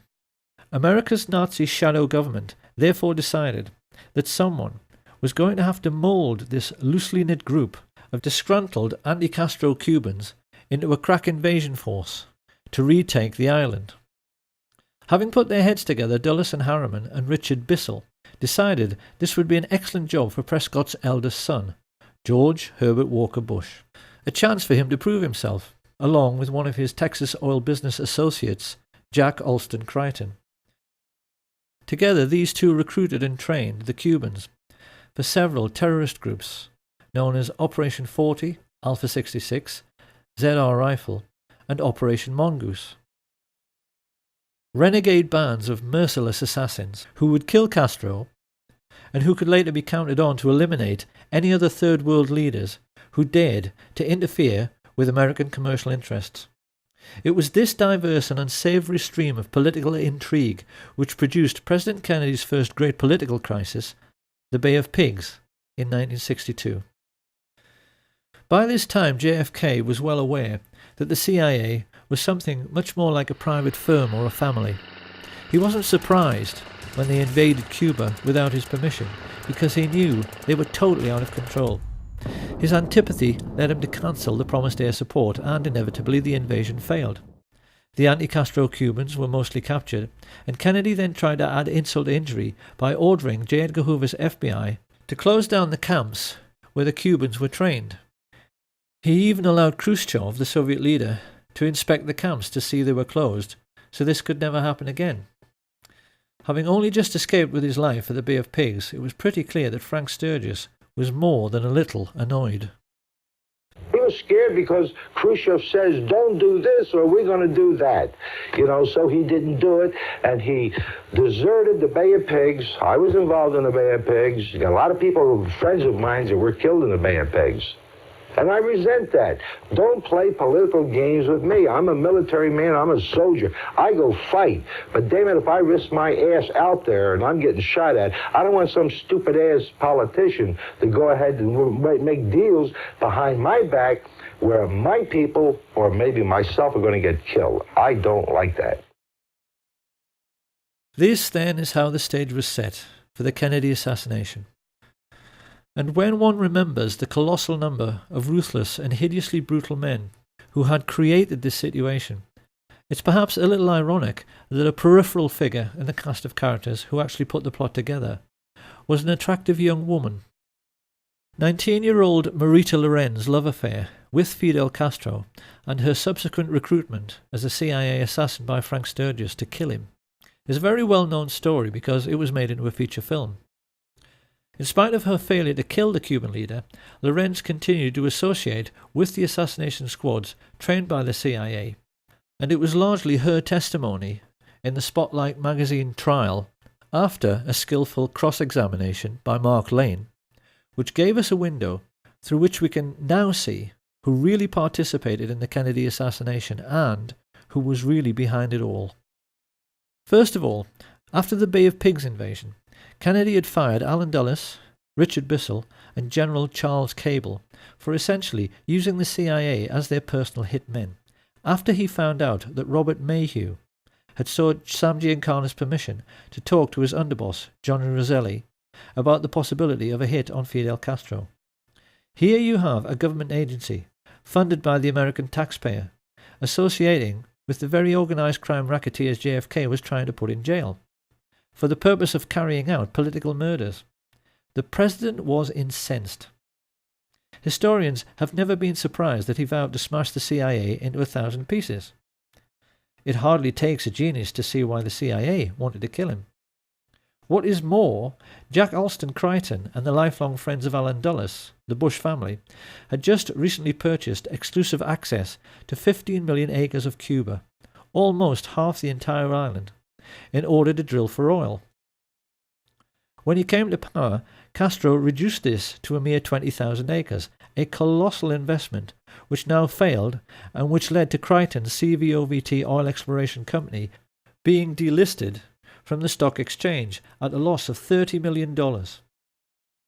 Crichton and George Bush's friends, the Texas oil billionaires, Clint Murchison and Haroldson Lafayette Hunt, also knew that Kennedy wanted to end their most vital tax break, the oil depletion allowance, and their bosom buddy, Vice President Lyndon Johnson, was standing at this time with one foot in jail and the other on a banana skin due to his involvement in the corruption scandal now breaking around his favourite assistant, Bobby Baker. LBJ knew his life was finished if Kennedy lived, and he would become president himself if Kennedy died. So his involvement in the plot is hardly difficult to understand. And even more to this, the heads both of the US military and the military-industrial complex which supplied them, exactly the same Nazis who had supported Hitler in World War II, were fully aware that Kennedy wanted to pull out of Vietnam in a move which would have eventually cost them billions in lost weapons sales. This circle of thugs and pirates was completed by LBJ's next-door neighbour, J. Edgar Hoover, who had himself invested millions in Clint Murchison's oil business, just like his mafia associate, Vito Genovese. Stepping back to look upon this rogues gallery, it really is remarkable how Kennedy had managed to make an enemy out of every single dirty hood, every corrupt politician, and every single Nazi businessman living in the country at that time. It is highly misleading even to see these groups as separate, because the truth is that they were all brutal fascists, who saw nothing wrong in killing to get their own way. The question now was, how were they going to get him? Because we must never forget that generals, admirals, mafia dons, intelligence chiefs, corrupt politicians, and oil billionaires are only people. None of them wanted to go to the electric chair for conspiracy to murder the president. They knew that they had to put together a plan which could not fail to both kill Kennedy and then cover up afterwards the fact that they did it. They knew that in men like Frank Sturgis, his Cuban assassination squads, and the mafia hitmen working with the CIA, they had a huge pool of killers to choose from who were ready, able, and willing to do the deed. All the same, how could they possibly get to Kennedy? Because they knew that, at least in Washington, all American presidents are extremely well protected by the Secret Service. The most important first step was to engage the age-old mafia tactic of finding a patsy. To this end, they turned to George de Mohrenschildt, a very sophisticated exiled Russian count and CIA agent, who was close friends in the oil business with George Bush and the Texas oil men. They were aware that they needed someone like Giuseppe Zangara, who appeared to be a low-life, discontented misfit. So they chose a low-level CIA operative who had been groomed precisely in order to appear to be a low-life, discontented misfit, Enter Lee Harvey Oswald, who was carefully handled by de Mohrenschildt as he was placed like a chess piece in the Texas School Book Depository. With the patsy selected, the combined heads of the American Nazis now sat down together to discuss their problem. How do you kill a man?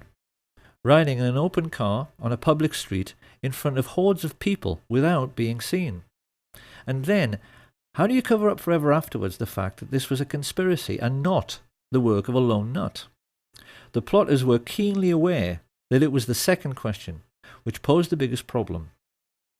The professional military men like Colonel Ed Lansdale and Admiral George Berkeley, Kennedy's personal physician, were well aware that there are any number of ways to hide or disguise a sniper: behind trees, inside other vehicles, behind windows in office buildings. But this was a plot which had to have an absolute guarantee of success. If a squad of riflemen were all to fire at their target at the same time, this would certainly guarantee the man's death. But the subsequent police investigation would instantly realize more than one shooter was involved. A team of gunmen all firing together might actually blow Kennedy's head clean off. A single sniper couldn't do that. So what were they to do? It was during these deliberations that a macabre thought first registered. They would have to control the body after the shooting in order to make sure that all physical evidence available to police forensic scientists conformed to the scenario of a single assassin. And just how in the hell were they going to do that? By way of preparing the ground, Sam Giancana now ordered Richard Nixon's political associate Jack Ruby to keep Oswald snug under his wing, and then to set about hiring the best local riflemen, preferred candidates being men like his close friend Charles Boyd Harrelson, the father of Hollywood actor Woody Harrelson, who had proven his hitman credentials by shooting dead dozens of men for money. He then turned to his mafia associates Carlos Marcello and Santos Trafficante to supply the best gunmen from their cities, while he himself instructed the well-known underboss Tony Accardo to give the Chicago end of the contract to Giancana's favourite and most trusted hoodlums, Charles Nicoletti and Milwaukee Phil Aldericio. This pair had to be flown in 1,500 miles to the ranch of mafia hood Peter LeCarvelet, and then driven the remaining 600 miles to Dallas. It had been agreed with Giancana's and Genovese's oil business partners H.L. Hunt and Clint Murchison that every gunman would be paid $50,000 for the hit, and that the oil men would stump up the cash, so there was no way of tracing it back to either the mob or the CIA. For their part, Jack Crichton and George Bush were trying to lay the groundwork at the street level with the mayor Earl Cable, the brother of CIA chief Charles Cable, whom Kennedy had fired. Both the Cable brothers were crucially important in the development of the fine details of the plot, because they agreed to allow Crichton and his associates, George Lumpkin, the Dallas police chief, Lieutenant Colonel George Whitmire and Harry Weatherford, to make use of their 488th Military Intelligence Detachment, a privately funded part-time intelligence force which had amongst its ranks many members of the John Birch Society, the Ku Klux Klan, and around half of all the serving police officers in Dallas. The plotters realized this was a masterstroke, because it meant they could control the streets and the crime scene, but they also realized that when the shooting occurred, the response of at least half the police on duty would appear to be completely genuine. And yet for all this intricate planning, involving, as Sam Giancana later admitted, dozens of men, the American Nazis were aware they still had a problem. Getting the snipers into position and coordinating their fire by radio was not too difficult. It's something the military do every day. But this problem of blowing the man's head clean off had another side to it. Supposing, as can happen, all the snipers missed. How could they possibly legislate for this contingency? You see, being a professional sniper is a lot like being a professional golfer. Everyone knows that, generally speaking, a golf pro on a par 3 will hit the green. But even the world's best occasionally miss by a wide margin, and the same can happen to any rifleman. We can be quite certain that the guiding brains of the American Nazis, Allen Dulles and David Atlee Phillips, in order to cover this eventuality, must have at least considered having one assassin run up to the limousine to attempt a point-blank range mafia-style shooting should the others miss. But then another problem appeared. Supposing their assassin couldn't run quick enough to jump on a speeding car. Little by little, the realization hit home. The plot could even wind up looking silly and themselves ridiculous. There was only one answer. They would have to control the president's protection, the Secret Service. Marita Lorenz testified under oath that in late November of 1963 she drove from Miami to Dallas, Texas with Frank Sturgis, followed by a backup car which contained a stash of weapons. Travelling along with them were Jerry Patrick Hemming, an American mercenary like Sturgis. Were you ever offered money to assassinate President Kennedy? Directly. On numerous occasions. Two Cuban brothers, Ignacio and Guillermo Novo Sampol, a Cuban pilot called Pedro Diaz-Lance, and his friend, Orlando Bosch. At first, Marita assumed this was to be just another arms smuggling engagement, just like many others she'd been on with Sturgis before. However, when they reached their Dallas motel, they were visited by someone Marita had met many times before, CIA agent E. Howard Hunt, who stayed almost an hour and paid Sturgis with cash stuffed in a very large envelope. This was the evening of November 21st, 1963, and Marita began to get worried. She knew that President Kennedy was visiting Dallas the next day. Becoming concerned, she pressed Sturgis as to the real purpose of the visit, and when he told her that for this one time it had to be confidential, she decided she wanted out. Marita had no way of knowing that a great number of other people had made similar journeys that day. CIA pilot Tosh Plumley flew several assassins into Dallas Love Field without even being told who they were. From all over the country, radio operators, riflemen, drivers, false ID suppliers like Chauncey Holt and Bernard Barker, and getaway pilots like David Ferry converged on the city. Whilst at the home of oilman Clint Murchison, a group of his Nazi friends were congregating to celebrate Kennedy's imminent demise. Due to the testimony of LBJ's mistress, Madeline Duncan Brown, the mother of his illegitimate son, we now know that amongst these guests were J. Edgar Hoover and his homosexual lover Clyde Tolson, who stood to lose the millions they'd invested in their host's oil business if Kennedy lived. Hoover also knew Kennedy wanted to replace him as head of the FBI. The two Brown brothers of Brown Brothers Harriman, who along with Cliff Carter, John Connolly, and Senator Joseph Yarborough stood to lose millions from lost defense contracts because they knew JFK wanted to end the Vietnam War. Also present were Joseph Sevilla, head of the Mafia in Dallas, and the mayor of Dallas, Earl Cable, the CIA men who knew the president was serious about smashing the Central Intelligence Agency because he'd already fired Cable's brother, Charles. Having a drink with them was Chase Manhattan bank chief John McCloy, a confirmed Nazi who had shared a box with Hitler at the 1936 Berlin Olympic Games, and Mafia chieftain Carlos Marcello, who felt nicely at home rubbing shoulders with Sam Giancana's representatives Jack Ruby, Richard Nixon, and Harrelson Lafayette Hunt. The media were represented by Eamon G. Carter, and the only one who might have felt a little out of place as he awaited his boss was the world-class marksman and serial killer Malcolm Wallace. Late in the evening, Lyndon Baines Johnson finally turned up and briefly went into the party. When he came out to greet Madeline Brown, she said he was euphoric.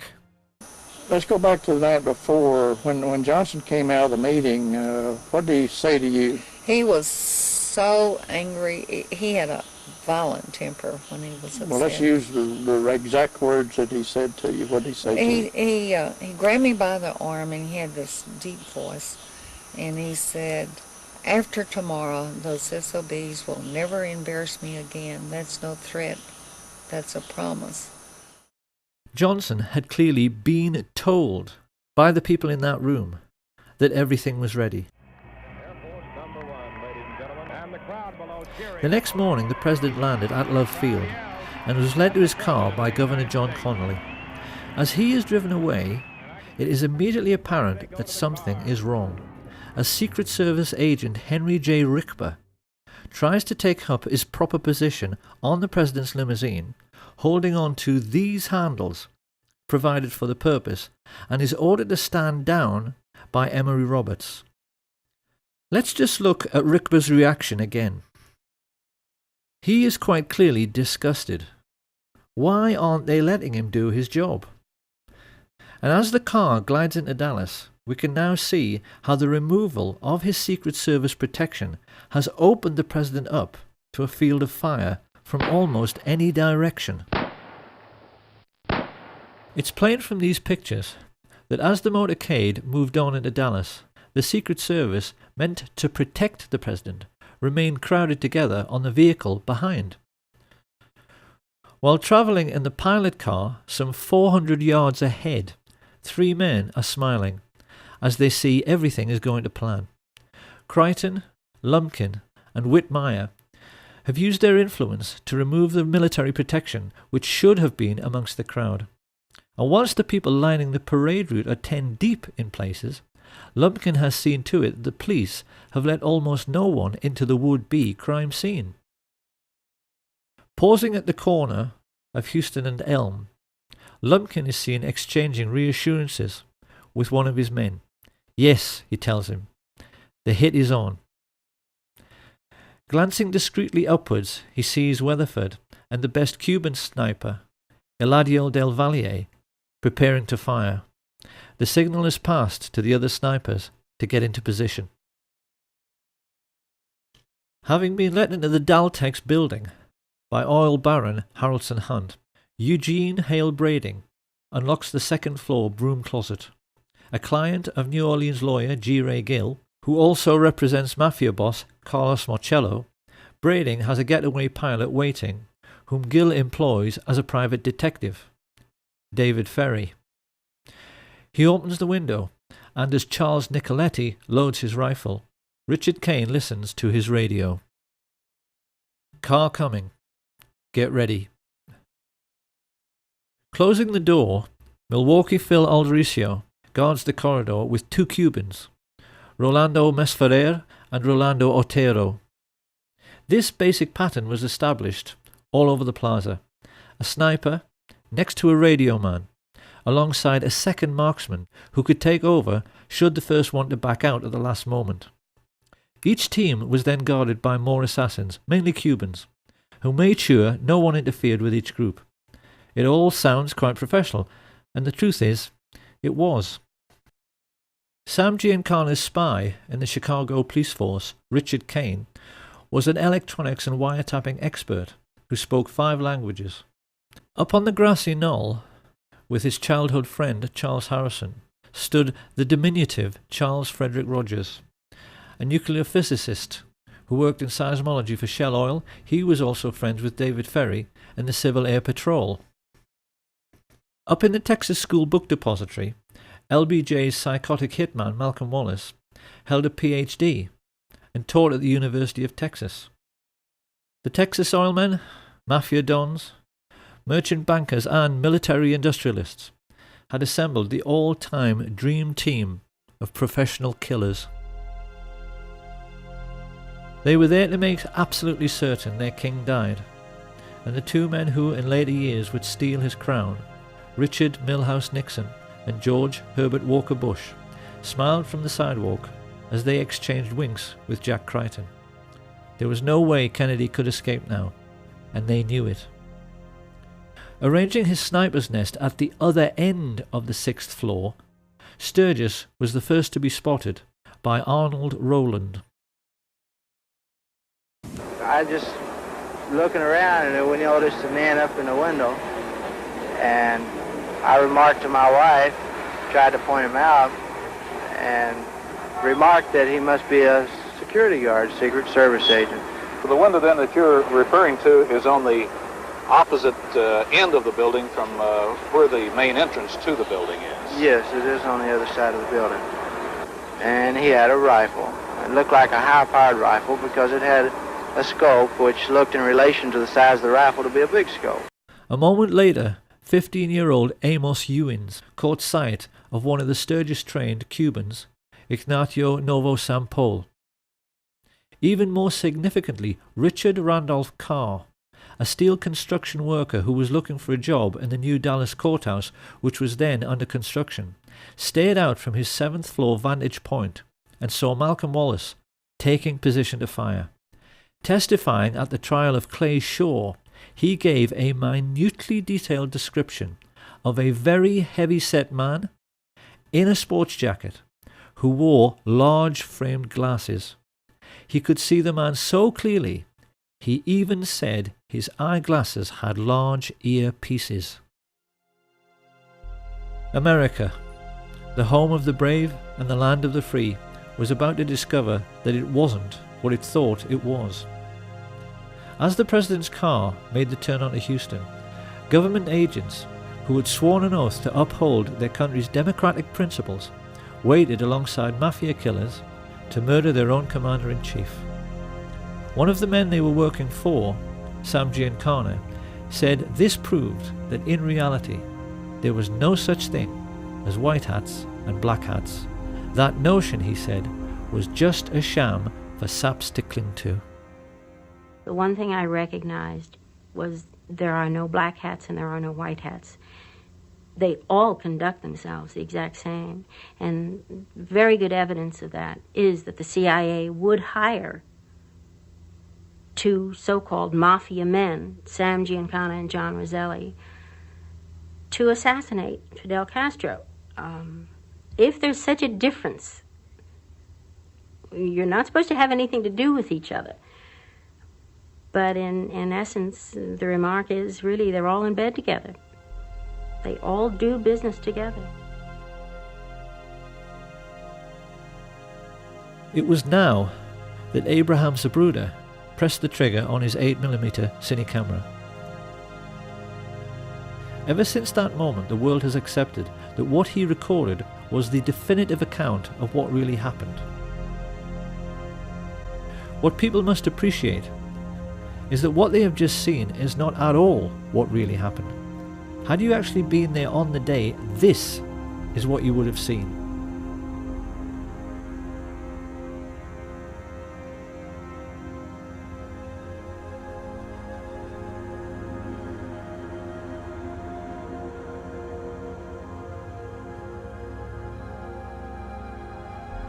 And doesn't that look a great deal more suspicious? So just exactly what did happen during the 10 seconds Zapruder was filming. To begin with, Dulles, Lansdale and Atlee Phillips had tried to get over the problem of volley fire, blowing the president's head clean off by firing in 4 stages. Stage 1 was meant to be a single shot by Charles Nicoletti into the back of Kennedy's head from the Daltex building some 40 yards behind. Had he succeeded, the plotters would have had the single assassin with one bullet story they wanted. But in his excitement, the mafia assassin squeezed the trigger too soon. His bullet ricocheted off the hard chrome sill of the limo's back seat and struck the curb beneath the overpass, sending up a sharp piece of concrete which scratched James Tague's face. Watch again. We clearly see how this little girl stops running and her gaze looks directly at where the shot originated and not up at the 6th floor of the depository. It was now that Umbrella Man took over. Standing right at the curbside, it was his job, should the first shot miss, to give a clear visual signal. Target is not injured. The intelligence chiefs knew that if this situation occurred, Kennedy would now be moving rapidly away from the first sniper. They knew the only way to make sure of getting him was to fusillade the car. So a moment later, 2 rifles tried to fire from directly in front at exactly the same time, to deceive witnesses into thinking there was only one shot. You said you'd killed President Kennedy. At the same time I said I had killed the judge, I said I had killed Kennedy. Well, do you believe Lee Harvey Oswald killed President Kennedy? We'll get back to that. Alone, without any aid from a rogue agency of the U.S. government, or at least a portion of that agency. I believe you're very naive if you do. Harrelson's bullet hit JFK in the throat, and another gunman, hiding in a culvert 50 yards away, up in the embankment of the overpass, made the hole in the windscreen, which was later seen by Dr. Evalier Glanges. The presidential limousine was there. Had been staying there for some time, just watching the back of the emergency room. Talked to my friend next to me and said, "Look, there's a bullet hole in the windshield," and pointed it out to them. But it was very clear. It was a through and through bullet hole through the windshield of the car, from the front to the back. As Kennedy emerges from behind the road sign, his distress is clear, while Governor Conolly remains composed. This single frame of the Zapruder film makes nonsense of the single bullet theory, because it's quite clear both men have not been struck at the same time. Kennedy has now passed through 2 layers of fire and has not been hit in the head. To cover this eventuality, the assassins were given a simple instruction: fusillade the car with everything. So that in the next few moments, the 5 remaining riflemen fired, causing the Secret Service agent riding in the front passenger seat, Roy Kellerman, to report a feeling like a jet sonic boom as the hail of bullets whistled into the car. It is now more than 3 seconds after Kennedy is hit in the throat that Frank Sturgis misses his target altogether and blows out 5 inches of Governor Conolly's ribs, compressing his lungs and puffing his cheeks, with a bullet which quite clearly struck at far too steep an angle to come from the other end of the depository. In almost the same instant, Eladio Del Valle hit the governor in the wrist, Weatherford fired into his thigh, and Nicoletti's second shot hit the chrome frame of the window.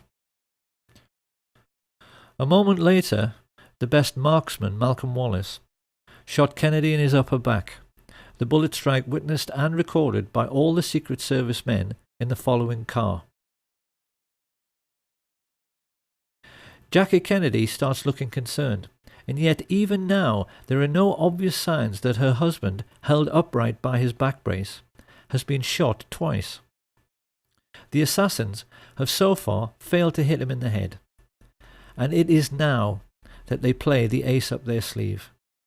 Here we can finally answer the riddle of where on an empty street you can hide a man with a rifle, and how he can manage to shoot a man speeding past him in a limousine. The answer is that he can't, and that is why the driver, William Greer, looked around twice to see whether Kennedy had been hit in the head, and when he saw he hadn't, as dozens of witnesses, including police officers, confirmed, he stopped the car completely.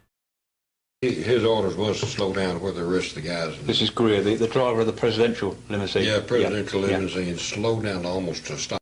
It is now that most people have been led to believe that Kennedy was shot in the head by Charles Boyd Harrelson, the sniper standing on the grassy knoll.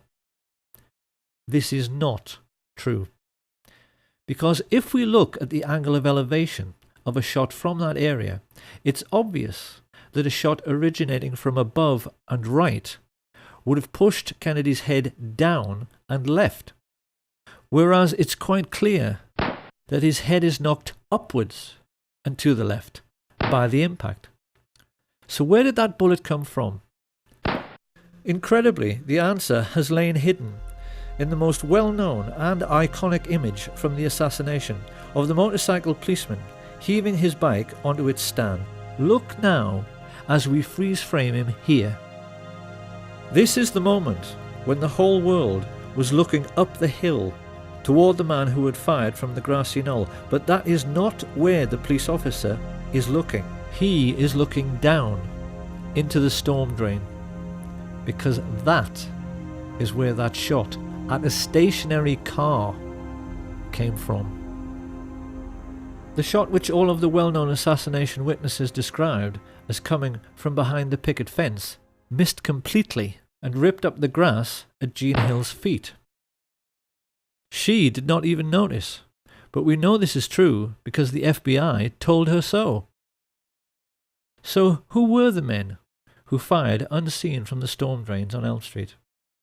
One thing we know is that they were very young and had to be brought into the conspiracy because they had to crawl into a filthy, smelly sewer, something which the older, experienced mafia assassins would never have dreamed of doing. They were basically two kids looking for excitement. The first was Curtis Laverne Crayford, also known as Larry Crayford. Formerly CIA, he had worked for Ruby at the Carousel Club, and Ruby had told everyone his name was Lee Harvey Oswald until Lee Harvey Oswald walked in. But while above ground, the world was taking pictures and running and screaming and trying to figure out what had happened, the other young man was stumbling along 400 yards of a reeking, fetid Dallas sewer pipe to emerge from this culvert. And he was not Lee Harvey Oswald, or Roscoe White, or J.D. Tippit, nor even a Cuban or Russian communist. His name was Jack Allen Lawrence. And we know that after stumbling up this bank, he turned up 15 minutes later at the Lincoln Mercury car showroom, where he'd obtained a job with false references, pale, sweating, and, on a hot sunny day in Dallas, covered in mud. Telling his co-workers, Albert Bogard and Robert Tater, he had been ill that morning, he stumbled into the men's room and threw up while they, feeling his behaviour was suspicious, called the police, who made a record of the entire incident. Back at the plaza, the guilt of the radio men coordinating the gunfire can be seen from their behaviour. These two, Orlando Bosch and the Umbrella Man, have a seat, while everyone else runs around them. Bosch makes a report that the hit was successful, then casually walks away, just like the chief radio coordinator, Jim Hicks, with the radios clearly visible in their back pockets. A few yards away, the CIA's clean-up squad have begun working to remove all evidence useful to a forensic team. Deputy Sheriff Buddy Walters is here seen finding the bullet which struck in the grass near the manhole cover. He hands it on to one of the fake FBI men, who pockets it. While this is going on, Rogers, Harrelson, and E. Howard Hunt are discovered hiding in the boxcars of the train which they hoped would be their getaway vehicle, until it's prevented from moving by railway dispatcher and key witness Lee Bowers. They are photographed repeatedly as they are marched to the Dallas courthouse, and we can clearly see in this picture the radio receiver Hunt is wearing in his right ear, which is identical to the receivers worn by those Dallas police officers who were part of the plot. As they walk, they are overseen by Colonel Ed Lansdale, who secures their release and begins to give the press the cover story that this man is the major suspect and then acting alone, he shot the president from behind. The truth, as we now know, is that 8 separate snipers, firing 16 shots in 4 separate stages, had tried to make certain of killing the president by hitting him in the head and had failed abysmally. The shooting on the day had been nothing to write home about. A third of all the shots had missed the car completely.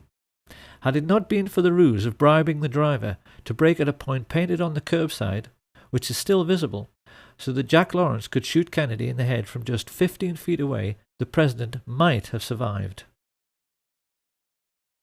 So now we must address the question, why does the Zapruder film not show this very obvious setup of the limousine stopping for the headshot? The answer, of course, is that it has been tampered with. In the 1960s, Hollywood special effects teams had developed techniques for masking off segments of film frames to disguise the true movement of figures within the picture.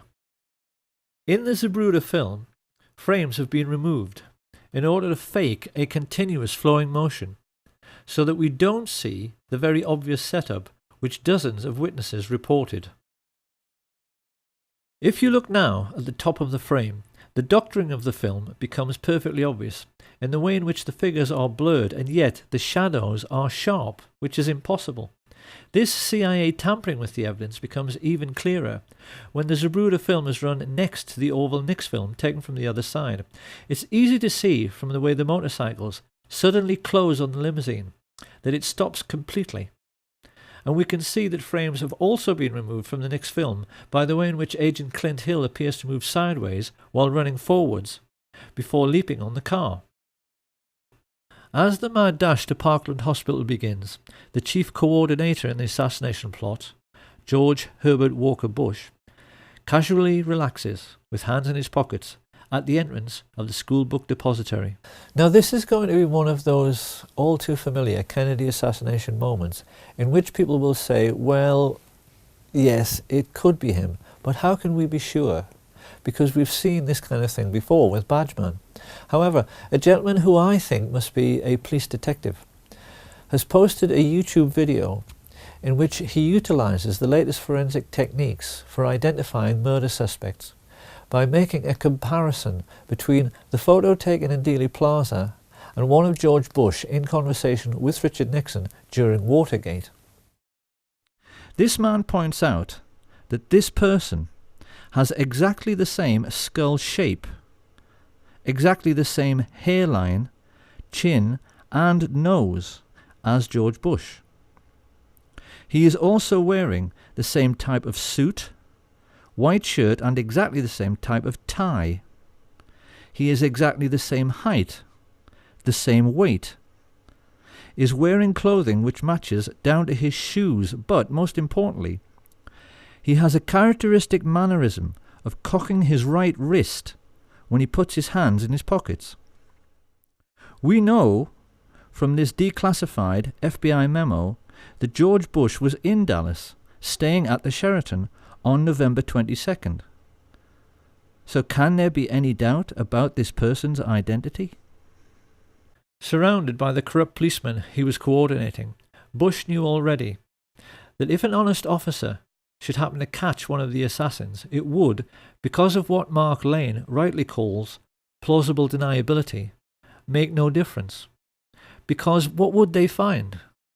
Mafia hoods with prison records as long as their arms? Or contract killers like Charles Harrelson?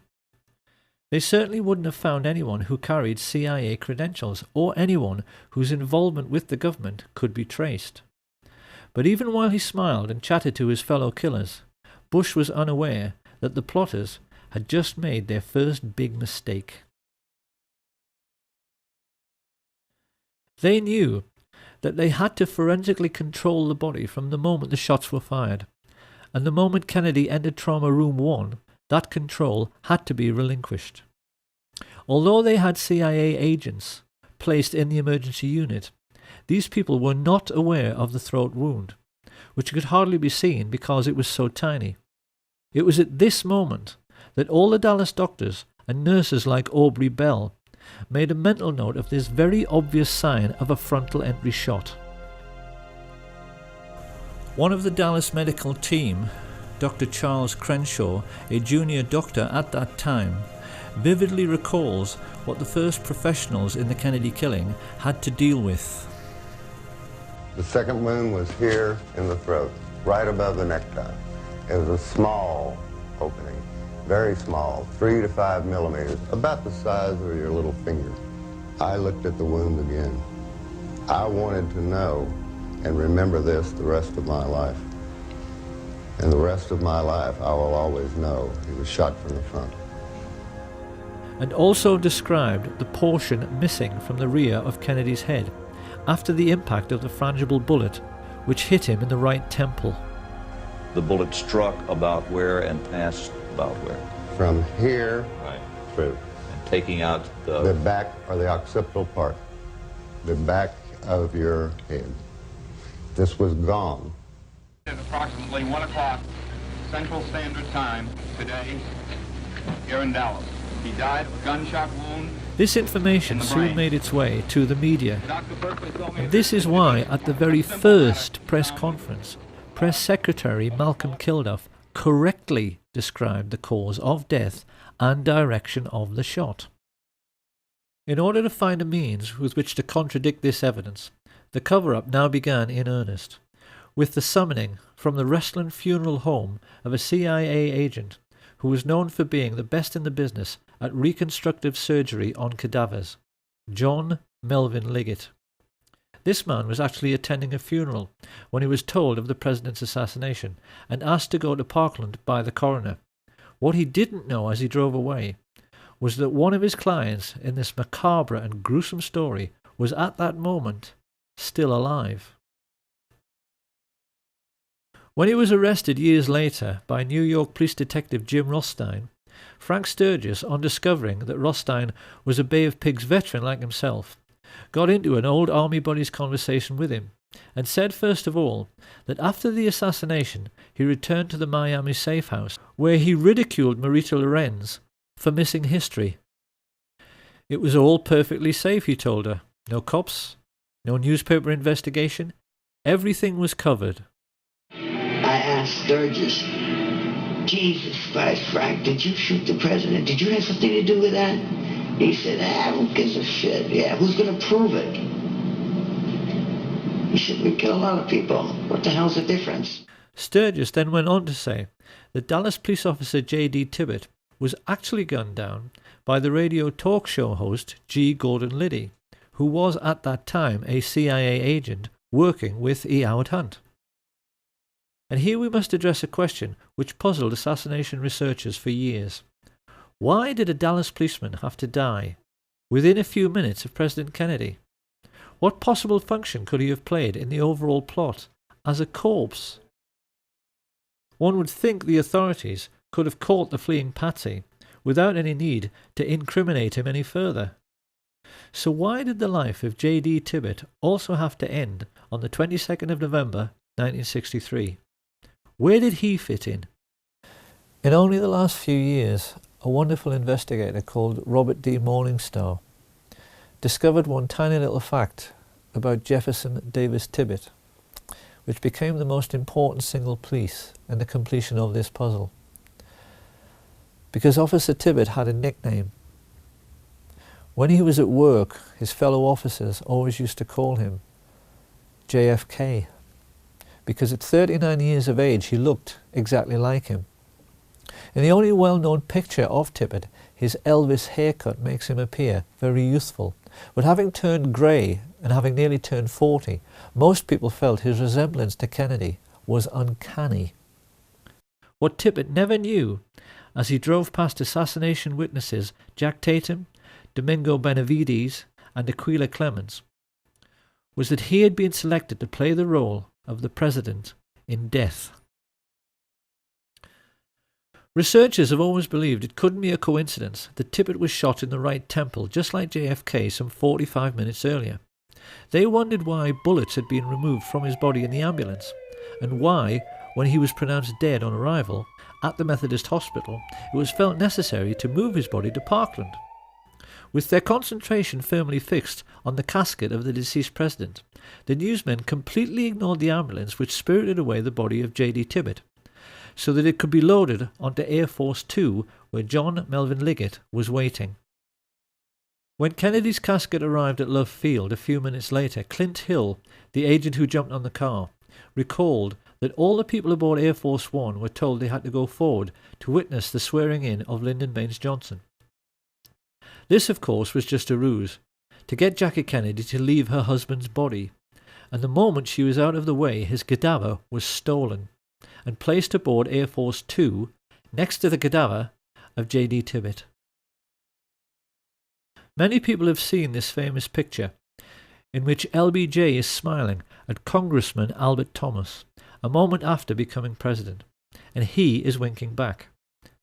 We haven't known until now just how huge and terrible a secret he was sharing with Johnson, because at that moment on the plane right alongside, the most highly qualified specialist in reconstructive surgery and embalming in the country, John Melvin Liggett, was starting to make a facsimile of the dead president, using the body of J.D. Tibbet in order to obscure the true extent of the damage to Kennedy's head and make it seem consistent with a shot from behind.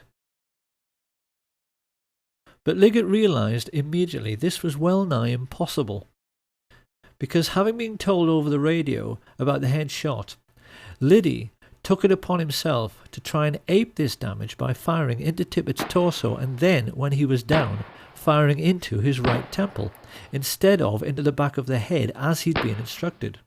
This was a second huge mistake. The human brain has a consistency like play school plasticine. Fire a bullet through it, and it is very easy for a skilled pathologist to track the bullet's path at autopsy. What Liggett wanted to show to any investigators was a brain that looked like this. What he had was one brain which looked like this, and another which looked like this. A large portion of Kennedy's brain had been ripped out by the impact of the explosive or frangible bullet, and what remained was filled with tiny shards of lead, some of them microscopic, which might take all night to locate. Liggett was terrified. The plotters had asked him to play Dr. Frankenstein at 30,000 feet. Yet with all his embalming experience, he instantly realized a botched job was the best he could possibly deliver. In his panic, he sawed off Tippet's skull and simply ripped out the entire brain to at least make sure no one could track the bullet which, after Liddy's error, had so obviously come from the wrong direction. He then compounded Liddy's error by making a large hole in the rear of the head to ape the damage to Kennedy's head. With this done, he rebuilt the skull, hurriedly sewed the scalp back together, and then set about the gruesome task of trying to make the cadaver of J.D. Tibbet more closely resemble the cadaver of John F. Kennedy. By shaving eyebrows, bringing forward Tippet's slightly more receding hairline, filling in missing segments of both heads with plaster of Paris, and rebuilding portions of the flesh with wax. Liggett performed this ghoulish service while the aircraft he was on, Air Force 2, went through the usual procedure of leapfrogging Air Force 1 to arrive at Andrews Air Force Base slightly earlier. He wasn't given long enough, and in the rush to get finished, the plotters now made their third and most stupid mistake. Instead of placing Tippet's body in a casket identical to the one aboard Air Force 1, they placed him in a Spartan grey metal coffin inside a body bag. As the TV media showed these distressing pictures to a world reeling in shock, it's hardly surprising that no one ever dreamed this casket could be empty, but it was. As it was driven away, out of sight of the media, the two bodies were taken from Air Force 2 and loaded onto a helicopter. It was at this point that the two honest men, FBI agents Francis X. O'Neill and his partner William Siebert, became crucial figures in the story.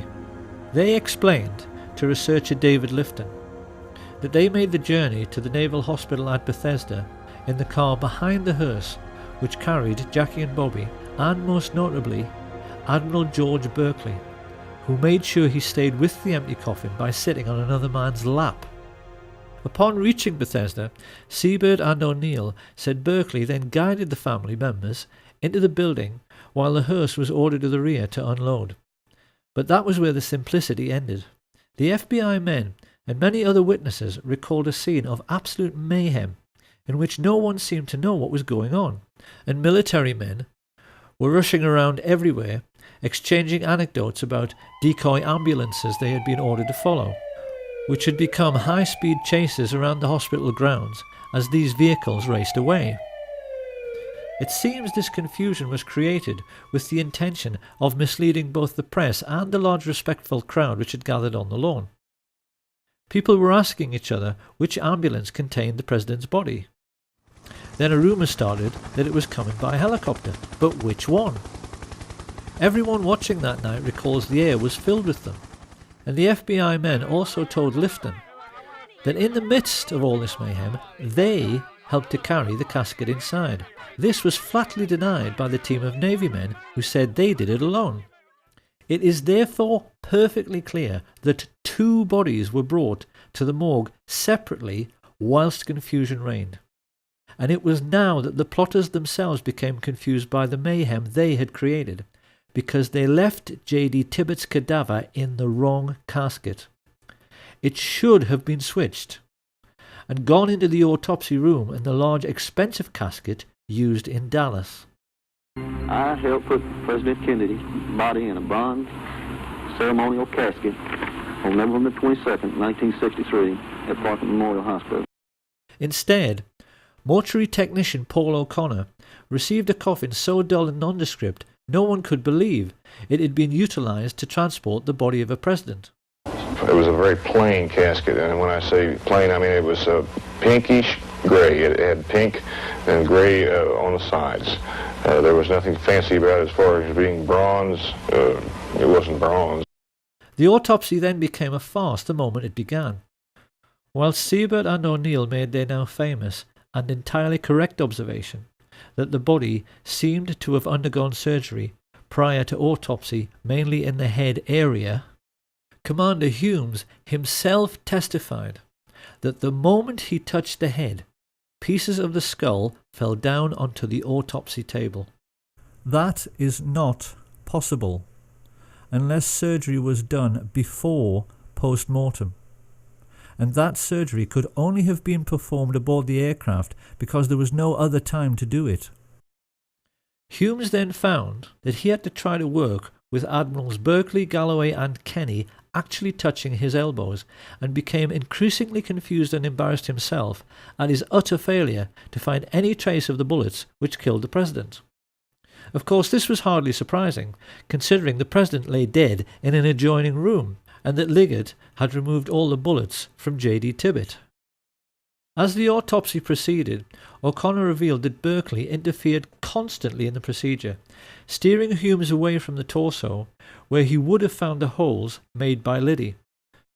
And while everyone in the room remained aghast and disturbed by the huge hole in the back of the head and absence of any brain matter, 2 porters O'Connor had never seen before came in pushing a trolley, which had a sheet on it which hid a small lump. They had told people in the corridor it was a dead newborn baby, but it turned out to be a complete brain, which could only have come from a 3rd cadaver. This was weighed and pickled in formaldehyde before anyone even had a chance to inquire when it had been removed. The most farcical moment of all came when Humes faced Arlen Specter in front of the Warren Commission and found the leading counsel pressing him to say that the wound he found in the back of the head was an entry wound. His incredible answer was that the bullet could only have entered and exited from the rear. Humes actually told the world that the bullet had done a U-turn inside the president's skull. Now that we know the truth, it may seem remarkable that David Lifton got so close, and yet never quite realized that what he had been investigating for 15 years was a body switch. But can we really be surprised?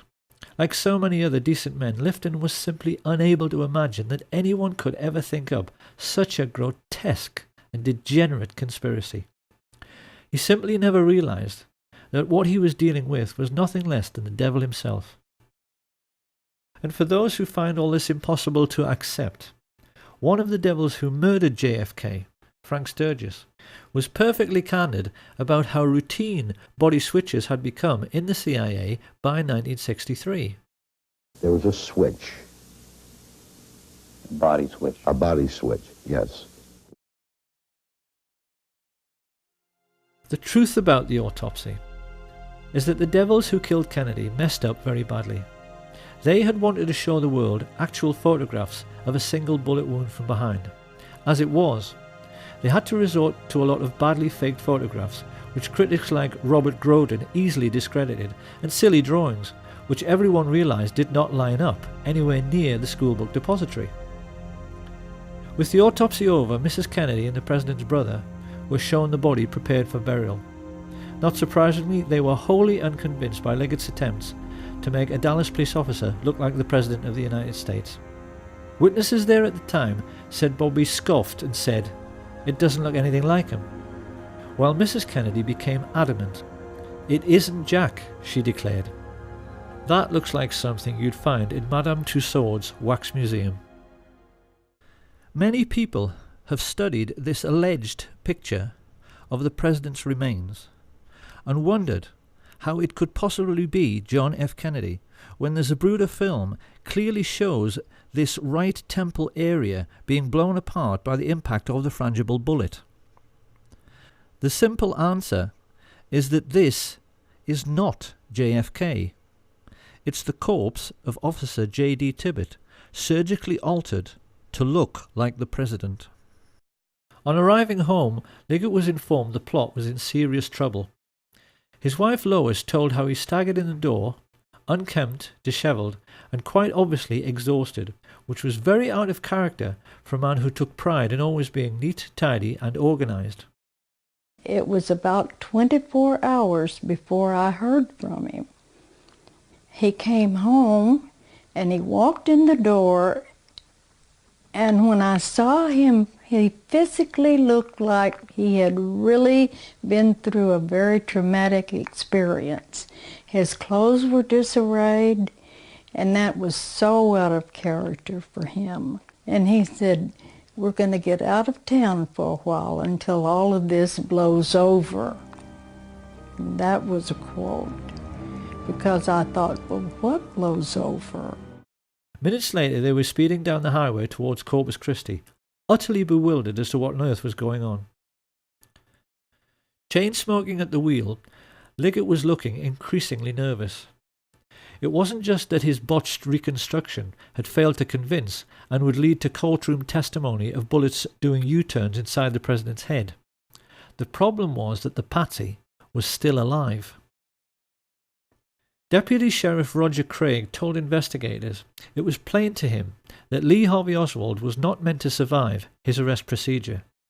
He said that when he arrived at the Texas Theatre, a group of his fellow officers were waiting at the rear, guns drawn, and that it was quite obvious that Oswald was meant to make a break out the back door where he would run into a hail of gunfire.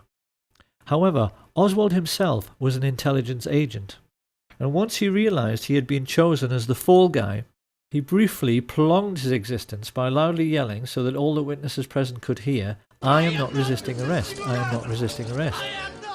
This is why Liggett, like all the others involved in the plot, was shaking in his boots on November 23rd. They were all aware that a sharp lawyer could get Oswald released simply by discovering that the chain of evidence had been broken in relation to Kennedy's remains. Once free to talk, and with intimate knowledge of the major players in the assassination plot, he could have gotten the heads of the FBI and CIA, all the military chiefs of staff, the mafia chieftains, and the Dallas oil men all thrown in jail together for murder. Many people have wondered how the plotters could be so unbelievably dumb and so unbelievably obvious as to have Oswald murdered live on national television. The simple truth was that they had absolutely no choice. Their botched assassination attempt had proved that they were not as smart as they thought they were. The actual shooting had gone very badly. Most of the shots had missed. They'd had to botch the autopsy, and now they were having to botch the silencing of the patsy. Lois Liggett recalled that the moment Ruby fired, the atmosphere in their motel room evaporated. The minute he saw that, he looked at me and said, "Everything's okay now," and you could just see his face. He was like all the pressure had been taken off of him. All of a sudden he was like, sigh of relief, let's go, we can go home now. It was basically, pack your things, come on, we're leaving, you know, now we can go. The family turned around and went straight back home to discover that Mr. Liggett now enjoyed a new vocation. It appeared he had suddenly come into millions, which bought his family a big new house and himself a new lifestyle, which included many wild poker parties at which, among others, he hosted David Ferry.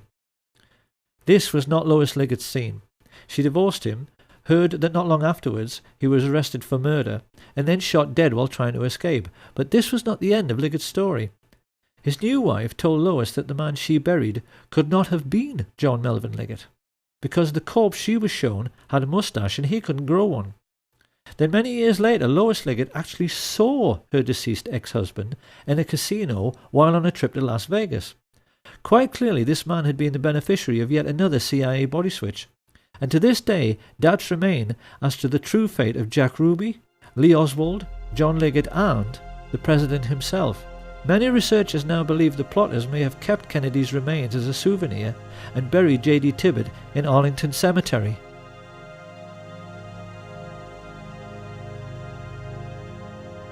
All added together, the pilots, spotters, radio men, mafia assassins, embalmers, physicians, and corrupt agents from the FBI, CIA, and Dallas Police had cost the American Nazis $25 million, approximately $2 billion in today's money.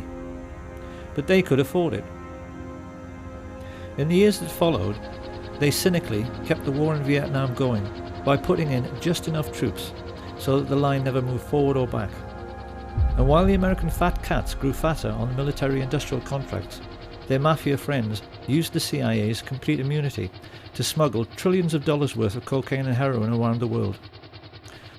Sir, the Republicans are trying to blame you for the existence of a small air base at Mena, Arkansas. This base was set up by George Bush and Oliver North and the CIA to help the Iran-Contras, and they brought in plane load after plane load of cocaine there for sale in the United States, and then they took the money and bought weapons and took them back to the Contras, all of which was illegal, as you know, under the Bolin Act. But tell me, did they tell you that this had to be in existence because of national security? Well, let me answer the question. No, they didn't tell me anything about it. Of course, when criminals are making easy money, they tend to become lazy and careless, and this is what led to Watergate. Someone's here.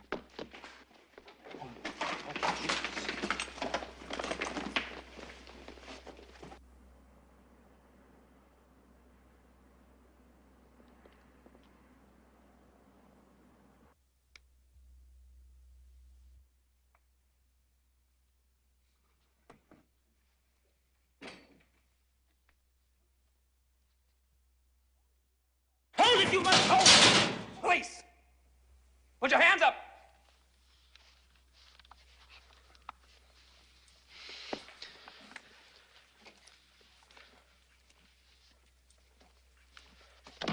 Drop that jacket! When the two plainclothes police officers switched the lights on in the Watergate building, who should they find hiding there? Frank Sturgis and Bernard Barker, who were working for E. Howard Hunt, exactly the same people who had murdered President Kennedy 9 years earlier. Sturgis even told the San Francisco Chronicle that the true reason for their burglary of the Watergate offices was to retrieve compromising pictures of CIA men in Dealey Plaza, which the Democrats were going to have published. Of course, somebody had to take a fall for conducting such a woefully sloppy operation, and when Howard Hunt found himself in prison for 33 months, he rather turned against his old friends for making him into the patsy on this occasion. He began sending messages to President Richard Nixon, that he might just tell all he knew about what really happened in Dallas on November 22nd, 1963. And one of Nixon's presidential aides, Dean Birch, recalls that when he heard about this, George Bush broke out all over in assholes and shit himself to death. It was this situation which led directly to what journalists now refer to as the Watergate murder, the crash of Flight 553. On December the 8th, 1972, Dorothy Wetzel Hunt, the wife of E. Howard Hunt, boarded a flight from Washington to Chicago. A CIA agent like her husband, she carried $250,000 in her bag, which was to buy the silence of his Watergate co-conspirators. Travelling along with Dorothy was CBS news correspondent Michelle Clark, whose CIA boyfriend had been able to give her a unique journalistic insight into what Watergate was really all about. These two women boarded the aircraft with a dozen other individuals who at that time had information which E. Howard Hunt claimed was going to blow the White House out of the water. As the plane made its final approach through fog and very low cloud, the people living near the aircraft runway sensed something rather strange was going on. The normally quiet suburban street suddenly filled up with cars, and a moment later, having been told to power down too early, Flight 553 emerged from the mist and clipped the branches of some trees before crashing on top of several bungalows on West 70th Street. The watching neighbours were then staggered to see FBI agents immediately leap out of their cars and start rooting around in the debris, a full 10 minutes before the fire brigade even arrived on the scene. 44 people, including Dorothy Hunt and Michelle Clark, were killed in the crash. E. Howard Hunt served his time and came out of prison a widower and $1 million richer. The Nazi shadow government of the United States had faced a blackmail threat and the possibility that their complicity in the murder of President Kennedy might become public knowledge. Their response was to bring down a civilian airliner onto a residential district. They covered it up by having FBI agents on the ground seek out and remove all incriminating documents from the dead bodies found in the wreckage. And when the local TV station received an anonymous phone call from a radio ham who had monitored the deliberately misleading exchanges from the Midway Control Tower, which caused 553 to crash, an FBI agent simply confiscated all the tapes, thus eradicating all information pertaining to the accident. This is how the agents of the US government now behave. They function essentially as a goon squad of mercenaries and murderers, hardly any different to Hitler's Gestapo, and are used as a private intelligence service and as personal hitmen for America's richest families, their only role being to cover up the dirty tricks which the rich people are playing on their fellow countrymen every day. Along with threats and murder, the most important weapon used by this private army of footpads in this ongoing cover-up is disinformation. And it's here that we can now address a question which will probably be bothering the huge numbers of people who have taken an interest in the Kennedy assassination and in the many documentaries produced by assassination researchers over the years. What happened to Badgeman? The answer is very simple. He never existed. He was simply a phantom, created by the CIA's disinformation machine to lay down a trail which led nowhere. So now another question appears. If this is so, why have so many people spent a quarter of a century trying to discover his identity? By examining this question, it is now possible to reveal the extraordinary lengths America's rulers have gone to in order to hide the truth about the Kennedy assassination. America's oligarchs grossly underestimated the courage and skill of those who tried to uncover the truth about the Kennedy killing, none more so than the brilliant and tenacious Mark Lane. By the mid-1960s, his film Rush to Judgment had left the country in no doubt that they had been multiple gunmen acting together in some sort of conspiracy. Once he had proved this beyond any doubt, the only question remaining was, how big was the conspiracy? So it came as no surprise when polls started showing that 9 out of 10 Americans believed it had to be the CIA. This internal memorandum reveals just how nervous the agency was about this development. It spells out in no uncertain terms the concern spreading in the corridors of power, and the urgent need to rectify this situation through the use of assets in the media. This great image problem led America's Nazis into initiating Operation Mockingbird, an ongoing policy of using the colossal wealth they were now amassing from drugs and weapons sales to buy up as many TV and film companies, newspapers, and local and national radio stations as they could lay their hands on, to the point where by the 1970s they were proudly boasting that everyone of any significance in the media is CIA. Do you have any people being paid by the CIA who are contributing to a major circulation American journal? We do have people who submit pieces to American journals. Do you have any people paid by the CIA who are working for television networks? This, I think, gets into the kind of getting into the details, Mr. Chairman, that I'd like to get into in executive session.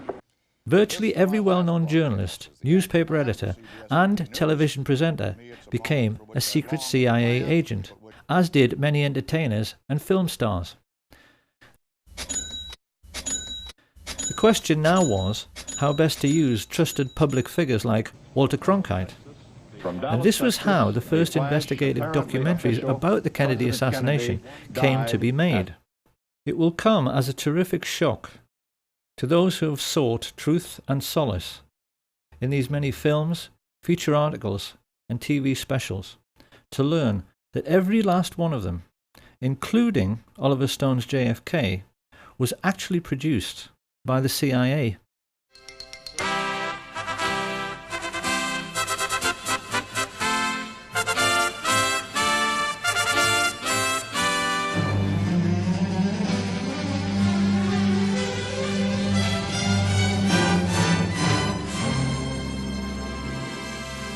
A classic early example of this kind of disinformation was the Nova film, which featured two scientists, Brian Holstrom and Steve Isabel, who found Badgeman in a tiny fragment of the famous Mary Moorman Polaroid through photographic enhancement. But when investigators took the trouble to actually measure the size of these three figures, it became obvious that they were so tiny they were too small to even be children. Using the scale provided by Abraham Zapruder over on the right, it's clear that these alleged people are so lacking in stature they wouldn't actually have been able to look over the stockade fence. The truth is that they never existed. And so the question now is, who were Holstrom and Isabel? And who, for that matter, was Gordon Arnold, the old-age pensioner who appeared in The Men Who Killed Kennedy to claim that Badgeman had kicked him and taken his camera? I could be the only one that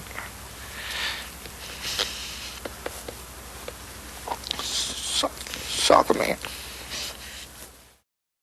The answer is that they were all professional actors, because this is how the devil operates. Devils mix lies with truth in order to make the lies sound more plausible. And it seems that the idea for using actors in this way might very likely have come from E. Howard Hunt himself. After Hunt's deathbed confession, in which he admitted the involvement of the CIA, his son, St. John Hunt, posted many revealing statements about what kind of character his father was. It's quite well known that E. Howard Hunt wrote spy novels and screenplays. And when he was discussing this, St. John Hunt maintained his father tried to live his life as if every day was another exciting scene from a movie, to the total exclusion of his own family. The way St. John Hunt put it was, he would never cut carrots or go shopping with us or anything like that. James Bond doesn't have a family. Historians are well aware that the CIA studies everything which is impressive, and it now seems very plain that they were greatly influenced by the brilliance of the Levinson and Link Columbo series, particularly one episode, Murder, Smoke and Shadows, in which the killer, who is a ruthless young movie director, tries to confuse and mislead Columbo through his powers of creating illusion, only to have the tables turned when this is done back to him, because the whole point of that episode is that the audience never know who is and who isn't supposed to be an actor. The Men Who Killed Kennedy series was laid out in the same way, whilst a few of the interviewees, like the Willis family, were genuine. Most of the people claiming to be witnesses were simply actors, whose only job was to keep people's minds on the grassy knoll, so they would never think about the storm drains and where the shots actually originated. Oliver Stone's film was made to serve exactly the same purpose. It's also very clear that the CIA spent a lot of time studying the emotional breakdown in interviews with people like the ambulance driver Aubrey Reich. Intelligence agents are fully aware that when an audience sees someone sobbing from grief on screen, they tend to become emotional themselves. This is how sensitive, humane people react. And when this happens, you're no longer thinking. And when you're no longer thinking critically, when you suspend skepticism for the sake of emotionalism, you can be fooled. I wanted to tell you why I grieve. But why I don't despair. I'm sorry. Of course, having heard this, people will wonder how anyone could be cynical to such a degree, and it's a perfectly legitimate question, because as we shall see later, this would not be the last time that the American public were fooled by actors sobbing on national TV, and these monstrous fabrications were not confined only to television. Soccer man.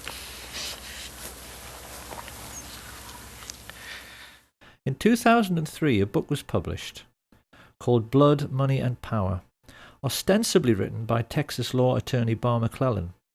This book signalled a shift in establishment policy by claiming that Lyndon Baines Johnson, a natural suspect as the king who might have killed the king, was behind the entire plot, and used his own attorney, Ed Clark, to pay off the gunman.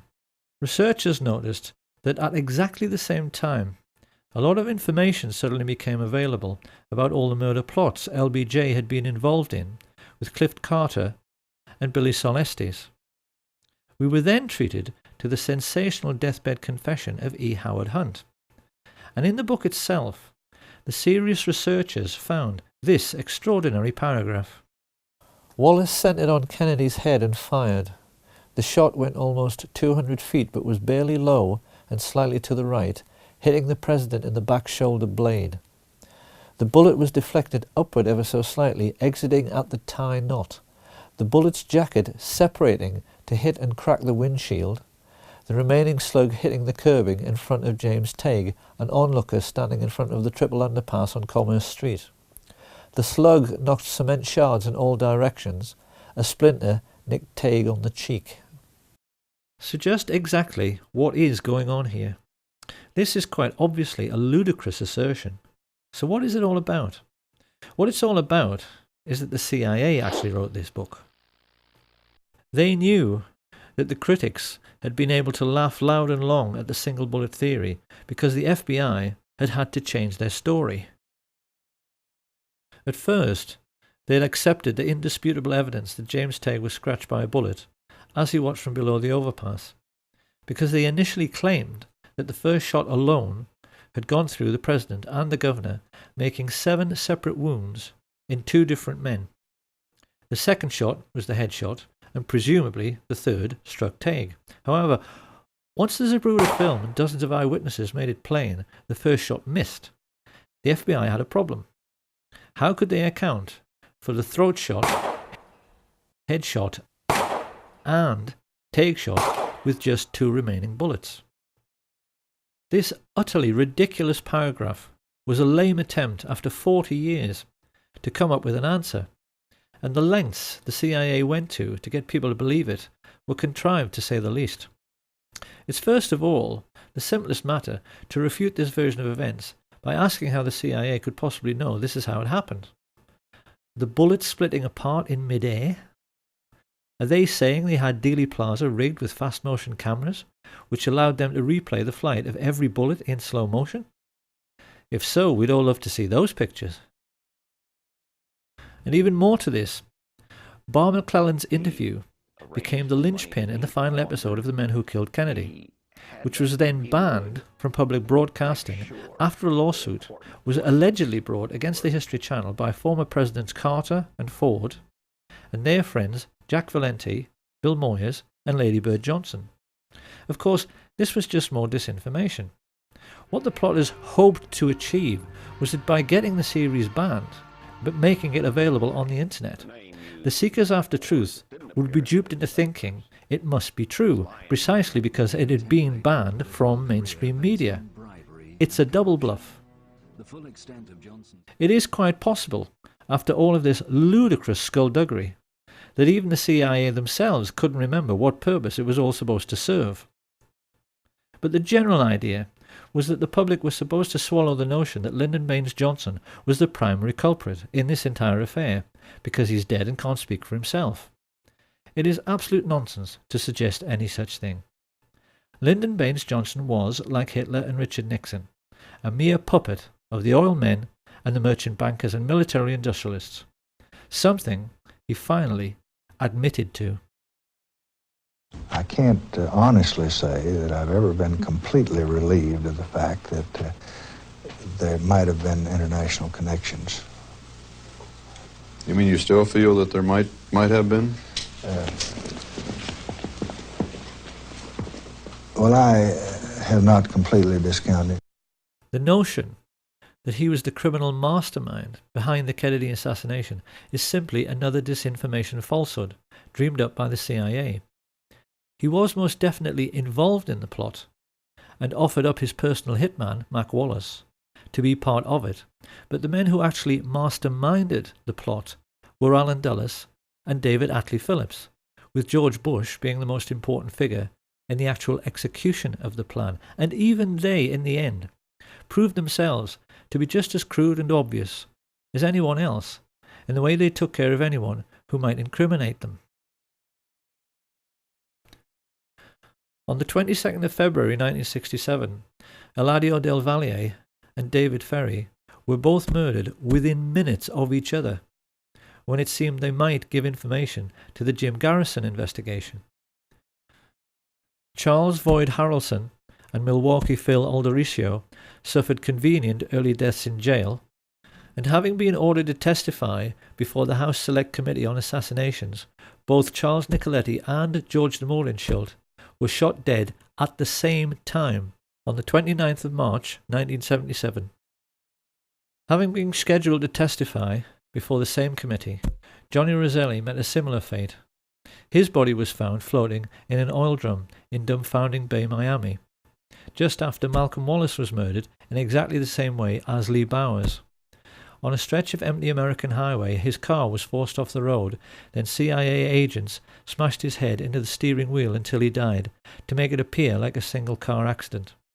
Not long afterwards, Sam Giancana was shot in the back of the head while cooking sausages, and his spy inside the Chicago police force, Richard Kane, was blasted to death with a sawn-off shotgun in Rose's Sandwich Shop on the 19th of December 1973. Absolute proof that George H.W. Bush was the most important figure behind these grisly murders and the Kennedy assassination surfaced quite recently in a declassified FBI memo which revealed he was working for the CIA in 1963 and not from 77 onwards, as he'd always claimed. He had been a lifelong friend of George de Mohrenschildt, who had actually begged him for help when he realized the CIA were trying to kill him. It was therefore rather ironic that when the police checked de Mohrenschildt's wallet, they found an address card, which gave them a direct lead straight to the guilty party had they but chosen to follow it up. It said George Poppy Bush, his CIA code name, Zapata Petroleum, Midland, Texas. It became a farewell note from the man who coordinated the crime of the century, a man whose father, Prescott Bush, had created the CIA in the first place, along with his friends some 30 years before, purely in order to take care of their own business interests. They arrogantly believed they were more intelligent than anyone.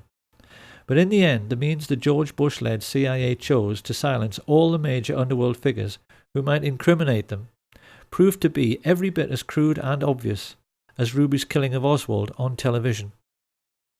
The whole point of George Bush and his Central Intelligence Agency was that they were supposed to be intelligent, and yet in the end they couldn't even fool little old ladies. And who is going to inhibit them? The gangsters that are running this country is going to inhibit somebody. All institutions of the American government are essentially a gangster syndicate, and everybody knows this. So perhaps it's time now to ask what we have learned and how best we can use this new understanding about the West's secret history to evaluate what is really going on in our world right now. To begin with, let's answer a couple of questions which have perplexed many people over the years. A great many researchers and historians have wondered why the Kennedy family themselves almost seemed to be aiding and abetting the cover-up by choosing to be so quiet about the assassination itself.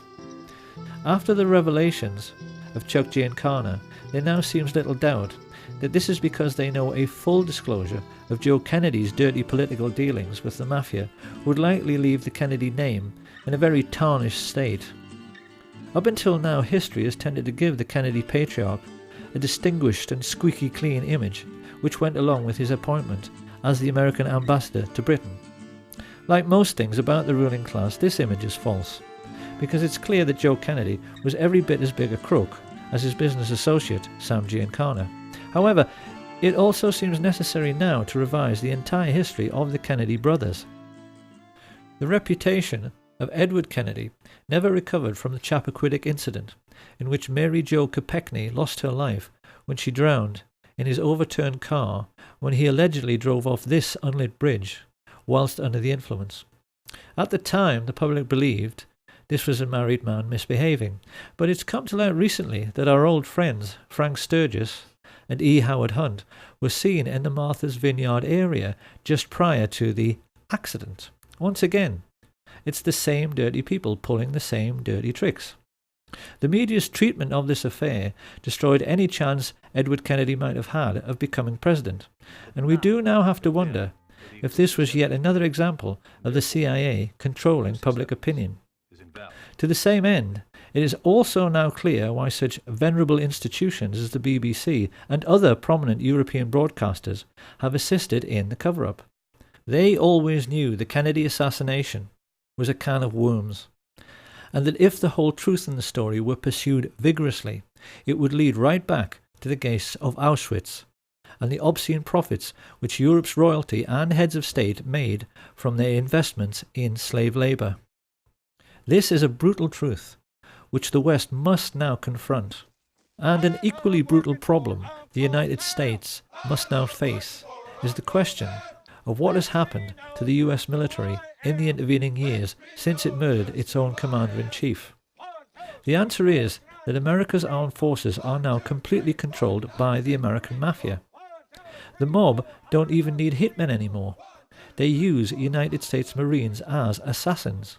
They are, as Sam Giancana said, one organization who keep a low profile while they control the world as a business. And in an effort to prove this is so, in 1998, Pastor Rick Strawcutter videotaped a quite remarkable interview with Kay Pollard Griggs, formerly the wife of Colonel George Griggs, who for many years was the head of NATO. He was also an alcoholic of that well-known kind who are shy and unable to communicate when they are sober, but who then cannot stop talking once they have a drink.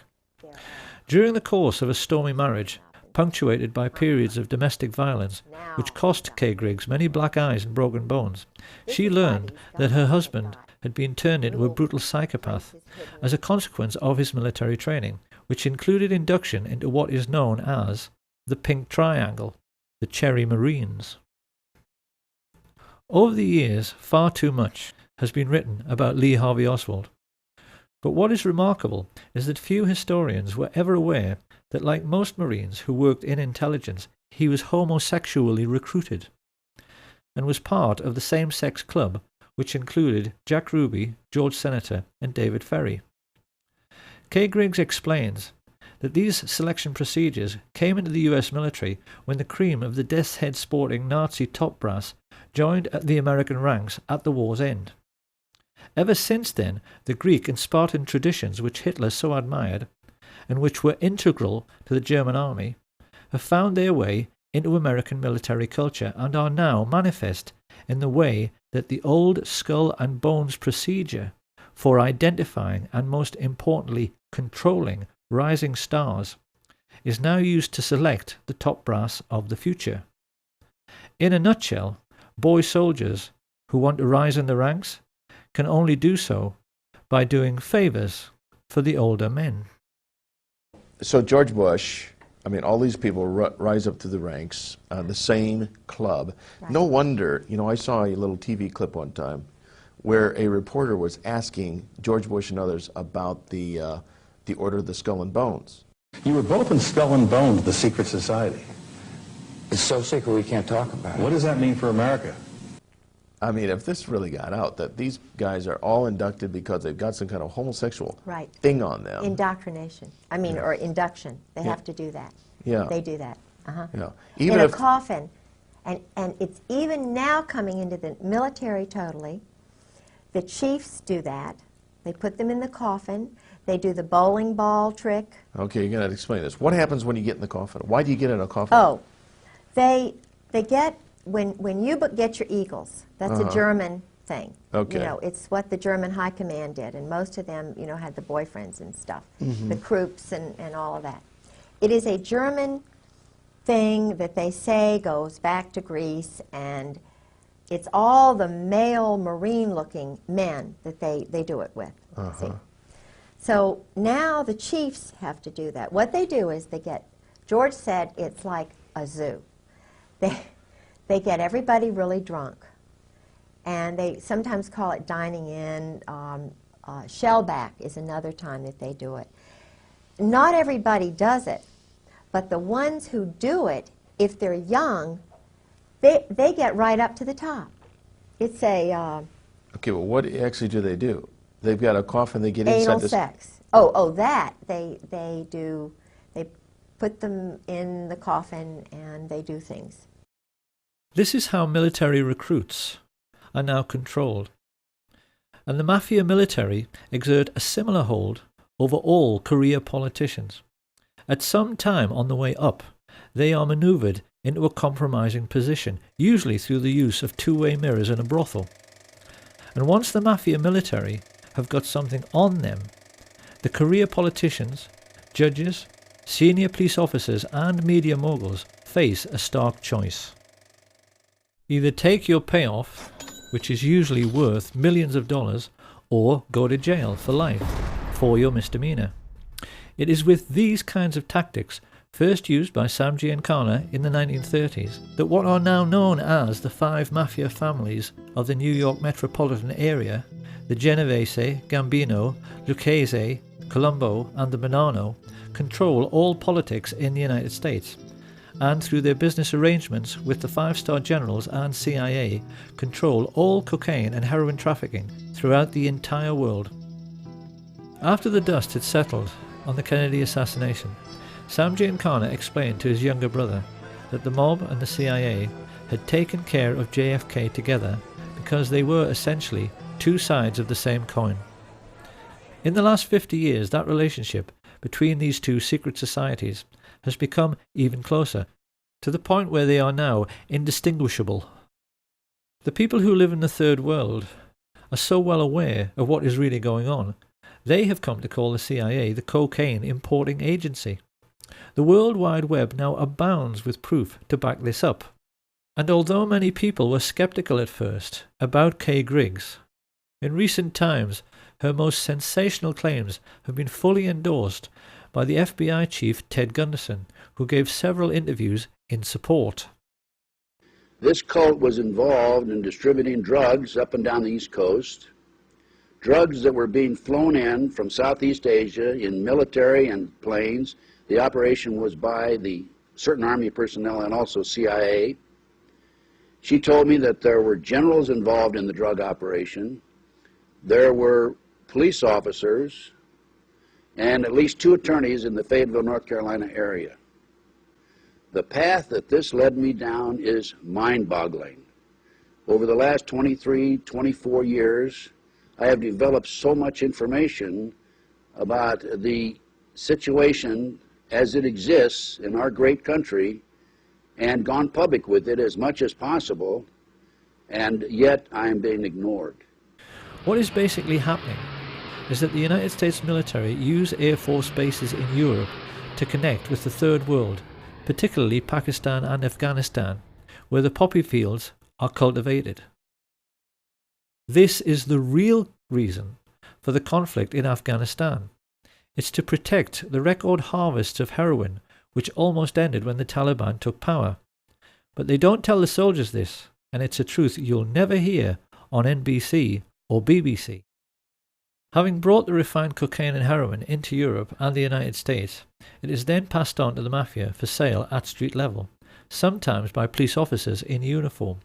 It's an arrangement which nets the generals and the mafia chiefs billions, and the fact that someone of Ted Gunderson's credibility was completely ignored when he went public with this information underlines the fact that our entire mainstream media, as well as the entire justice system, has been bought off. So the question must now be asked: if this shadow government of the world's only superstate can get away with the murder of a president and through their wealth be in total control of the United States military, media, and the justice system, what else might they be getting away with?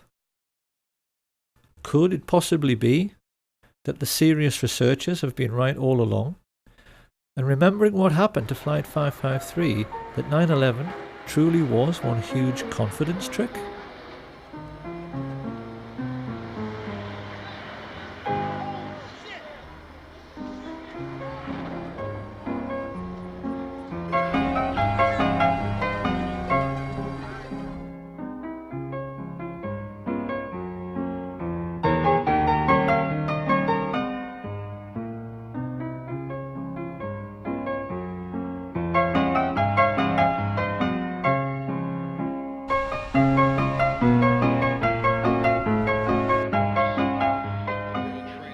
Once the dust had settled on 9/11, people immediately began to realise there was something very wrong with the 9/11 TV coverage.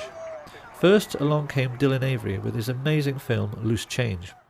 He proved conclusively that the official report was nonsense because aircraft fuel does not burn at even half the temperature required to melt steel, and that the towers defied the laws of physics by collapsing with perfect uniformity at free fall speed.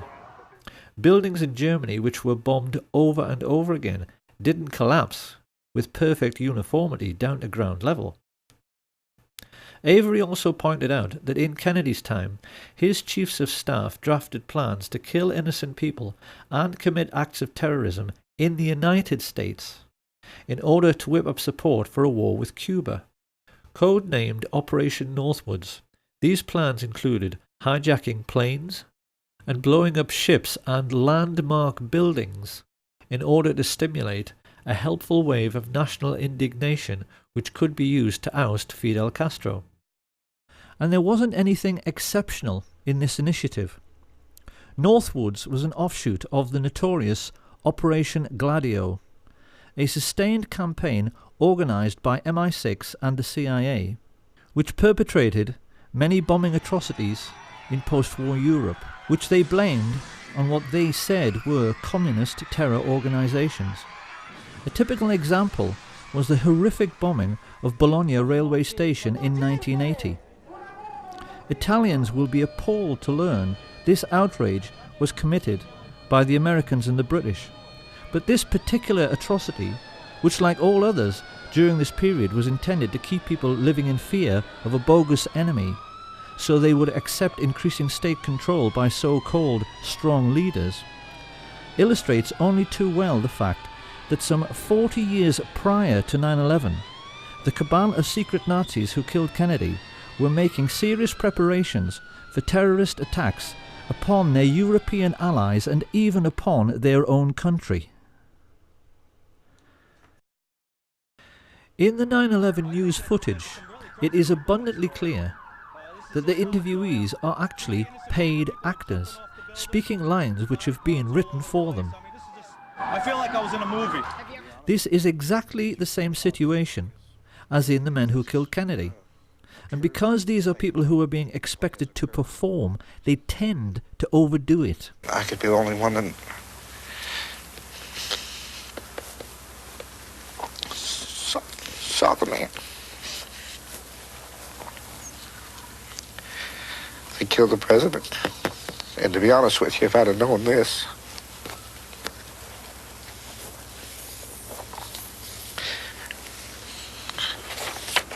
I wouldn't have given any interview. It is perfectly clear that the 9/11 street people are trying much too hard to convince their audience. Approximately several minutes after the first plane had hit, I saw this plane come out of nowhere and just ream right into the side of the Twin Tower, exploding through the other side. And then I witnessed both towers collapse, one first and then the second, mostly due to structural failure because the fire was just too intense. 9/11 was in reality just another CIA special effects movie production. And it really has become the Kennedy assassination's long-lost twin, because witnesses who know the truth of what really happened are all being murdered. This didn't stop some people from immediately pointing out that the London Tube bombings were a hoax. The alleged terrorists couldn't have ridden into London on a train which was cancelled. And seasoned researchers are now becoming quite surprised at how sloppy and obvious these alleged terrorist acts are becoming. Any detective would instantly realise the Woolwich terror incident was a joke. We were shown pictures of a supposedly decapitated man lying prone on the street. If that were true, he should be lying in a puddle of his own blood, and the alleged attacker would be soaked in blood all over his front from arterial spray. All terrorism is fake. It is military deception practiced by the rich upon the poor in an ongoing class war. And the most important weapon at their disposal in this class war are television presenters. The BBC has actually become the Ministry of Truth from Orwell's 1984. Everyone working for the BBC today is a whore of the ruling class and a traitor to our way of life, because it is very hard to believe they are all unwitting accomplices in this class war. When we remember that it was some of the BBC's own journalists who revealed that the 9/11 hijackers were all alive, it's hard to accept that their news presenter colleagues haven't figured out the totalitarian nature of what people like Jane Stanley, who reported the collapse of World Trade Center 7 20 minutes before it came down, are really up to. And yet still they go on giving us reassuring smiles while telling lies on behalf of the ruling class. Of course, then people ask, oh, yes, but why would they do it? Why is all of this Muslim, multicultural, political correctness thing happening to us right now? It's happening because we no longer have an enemy. Tourists today can visit what used to be the Eastern Bloc, and they can photograph the derelict, rusting heap of scrap metal, which used to be the Soviet war machine. It has gone, and this has created an unprecedented political situation which the world has never seen before, in which there is only one superstate, the Anglo-American alliance. No other power on Earth today is capable of fighting a war on the grand scale. China, North Korea, Russia simply do not have the economic resources. So in order to make us believe we still have an enemy, and therefore have to live in fear, the rich had to provide us with a new enemy. And this is why in recent years they've encouraged unstable Islamic people to emigrate to the West. It's to provide us with a ready-made enemy. This is their master plan for this single superstate age. And it's for this reason that they perverted political correctness, to make people believe that anybody who refuses to go along with this new doctrine of multiculturalism is the worst person of all. In the West today, we've become quite used to seeing confrontations between the alleged lunatic fringe of Islam and indigenous white men who are trying to defend their culture from foreign influences. What groups like the EDL do not understand, however, is who is really pulling the strings here? Who is behind this? who arranged this fight, because any Roman senator would tell you this is simply the old maxim of divide and rule. The Romans invented this system. They always made sure that every conquered region pushed together tribes who were traditionally hostile to one another. The British copied this method after World War I by redrawing the entire map of the Middle East to make sure that the new boundaries always set one Arab tribe against another, particularly the Kurds. What we see on the streets of Britain and America today is the same thing. The whole idea is that while you're fighting against Muslims and they're fighting against you, no one has the time to stop and think about who actually created this situation and who their real enemy really is. The rulers of the Middle Ages arranged a never-ending religious war between Catholic and Protestant for precisely the same reason. Now, why must we always think we have an enemy? Because the ruling group always maintain their position in society by controlling the population through fear. Think about it. If we don't have an enemy, would the public be prepared to pay for the army? Would we be happy to pay for MI5 so that they can read our emails and put a surveillance camera on every street corner? Big Brother has to have an excuse for watching us all the time. And what they call national security is always the perfect excuse. The moment you make a world at peace, it's gone. The keystone in the arch of ruling class power is gone if we don't have an enemy. So the rich are always going to provide us with an enemy forever. And the lesson we need to learn from all of this is that everything in our lives is and always has been a rich man's trick. When people think of ancient Rome, they always tend to think about the gladiators in the Roman arena.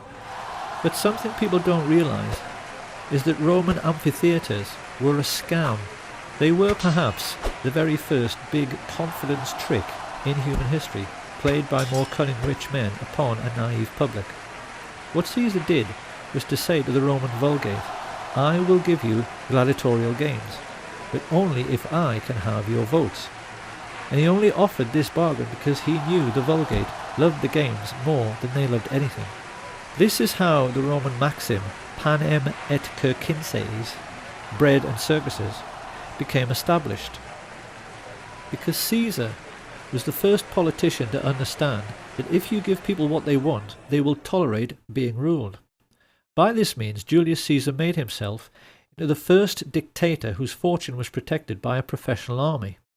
And everything that every ruler has given us since Caesar has simply been another rich man's trick. Religion is a rich man's trick. It was invented because wealthy rulers realized the population was getting too big for soldiers to watch over constantly, so they replaced the idea of having many gods with one single god, a simple idea simple men could understand, who could see what everyone was doing all the time. The idea of one God became the surveillance video of the ancient world. In the Middle Ages, the same sort of people grew rich by charging people for the forgiving of sins. And when a new age dawned with the coming of Industrial Revolution, they invented new tricks to control the population explosion, like censorship. Every grown-up knows that there is one law for the rich and one law for the rest, because the justice system is a rich man's trick. Mafia godfathers like Sam Giancana walked free from American criminal courts over and over again by taking the Fifth Amendment, because it is a criminal's law. And it's the same with everything else. The media is a rich man's trick. The tax system, because the rich never pay any tax, is a rich man's trick. Political correctness is a rich man's trick. The murder plot to kill Lady Diana Spencer was a rich man's trick. And the War on Terror, 9/11, the London Tube bombings, the Woolwich terror attack, the Kennedy assassination, all of it is simply another rich man's trick controlling how we think. Now, once again, it is very easy at this point to imagine the reaction of conservative politicians, who will of course try to laugh this off and scoff. Everything is a rich man's trick? Are we seriously suggesting that the Cold War was a rich man's trick? Now, in your research and analysis, and your efforts to bring out the facts about what was going on in our society, did you encounter any effort to discourage you, to prevent you from bringing out the background of America's involvement in the financing of international communism? Yes, very definitely. For example, when I was at the Hoover Institution, in 1972, I went to Miami Beach to give some testimony before the Republican National Committee. And although a congressman had hand-delivered to the wire services this testimony, which was later printed, the wire services refused to transmit it to the newspapers. Then when I got back to the Hoover Institution in California, I was called into the office of the director, and I was told in no uncertain terms not to make any more speeches like that, and that this information should not be made public. This was the information that we were giving the Soviet Union the technology to develop its war potential? Oh yes, at that time we were in Vietnam, and as you know, the Soviets were supplying the North Vietnamese. This was 1972. 1972, yes. And for example, I knew that the Gorky plant, which was built by the Ford Motor Company, the Gorky plant in Russia produces the Gaz series of vehicles. The Gaz vehicles had been seen on the Ho Chi Minh Trail. We were supplying equipment to the Gorky plant in the middle of the Vietnamese War, and these trucks were being used to carry ammunition supplies, which were killing Americans. Now, I thought this was morally wrong, and I said so at Miami Beach and at the Hoover Institution. And it was this type of information that was suppressed. The rich would much rather we didn't think at all, and certainly not about the wise words of the columnist Claire Rayner, who once famously said that the only reason we now have to live under kings and queens and presidents is that in past ages their ancestors were the best thieves. In the Middle Ages, when the king was feeling greedy and wanted to pay for a new mistress or grand new palace, he simply sent out his robber barons to steal half the herd of every local farmer, and if they complained, the robber barons would say the king needed to feed the army, or some similar excuse. That is how it was done then. But today, the ruling class face a different problem. We now live in an industrial age, and as George Orwell explains in his novel 1984, if the machine age was directed solely with the intention of making the common people physically comfortable, in a mega-productive, computer-controlled epoch, we could soon all live like millionaires. But think what this would mean. If we're all millionaires, we all fly first class, so the king and the queen and the president have to wait in a queue with everyone else. And do you honestly believe the Queen of England would wait in a queue behind you? If we're all millionaires, we all play golf. The king and the president can't get on the course, and there's no room on their exclusive beach. Orwell himself would have said the most important single sentence in 1984 was this one: if it once became general, wealth would confer no distinction. Our lords and masters are not going to wait in queues with the rest of us. So the special problem which fat cats face today is how to keep the wheels of industry turning, because as Orwell explains, the oligarchs have to make use of the masses without significantly raising the general standard of living. This is a more sophisticated age, so the robber barons need a more sophisticated means of stealing most of the wealth and of keeping most of the common people in poverty. What the rich face today is a situation in which the common people spend most of their lives on a 9-to-5 treadmill. They make things in factories, they grow things and harvest them, they teach in the schools, nurse in the hospitals, and as a result of their daily labours, a huge mountain of money is produced. Now the rulers have a problem. How can they keep the ordinary people hard at work so they're too exhausted at the end of every day to think about whether this is a fair system? The solution, as Sam Giancana explained, is to invent a foreign enemy, a boogeyman, who wants to conquer the whole world. This becomes a perfect excuse to make people pay for a sophisticated array of increasingly expensive weapons which are made by companies which the fat cats themselves own. And in one neat little scam, the modern robber baron has a means of stealing most of the wealth produced by Western society, while leaving the common people with just enough crumbs to keep them going. Every year, America's oligarchs take $3 trillion out of the United States economy. According to some estimates, we cannot track $2.3 trillion in transactions. $2.3 trillion with a T. That's $8,000 for every man, woman, and child in America. This is how the rich have rigged the system, so that it benefits them at the expense of everyone else all the time. But in order to keep this fraud going, the public must always be convinced of the need for military expenditure. This is where all the phony terrorism comes in. And if we want to find out who is behind this ongoing hoax, we only have to look at Securicom, the company in charge of World Trade Center security, who removed all guards and sniffer dogs from the buildings on September 10th, so that the charges which brought down the towers in controlled explosions could be planted. If we now ask, who is the chief of Securicom, who do we find?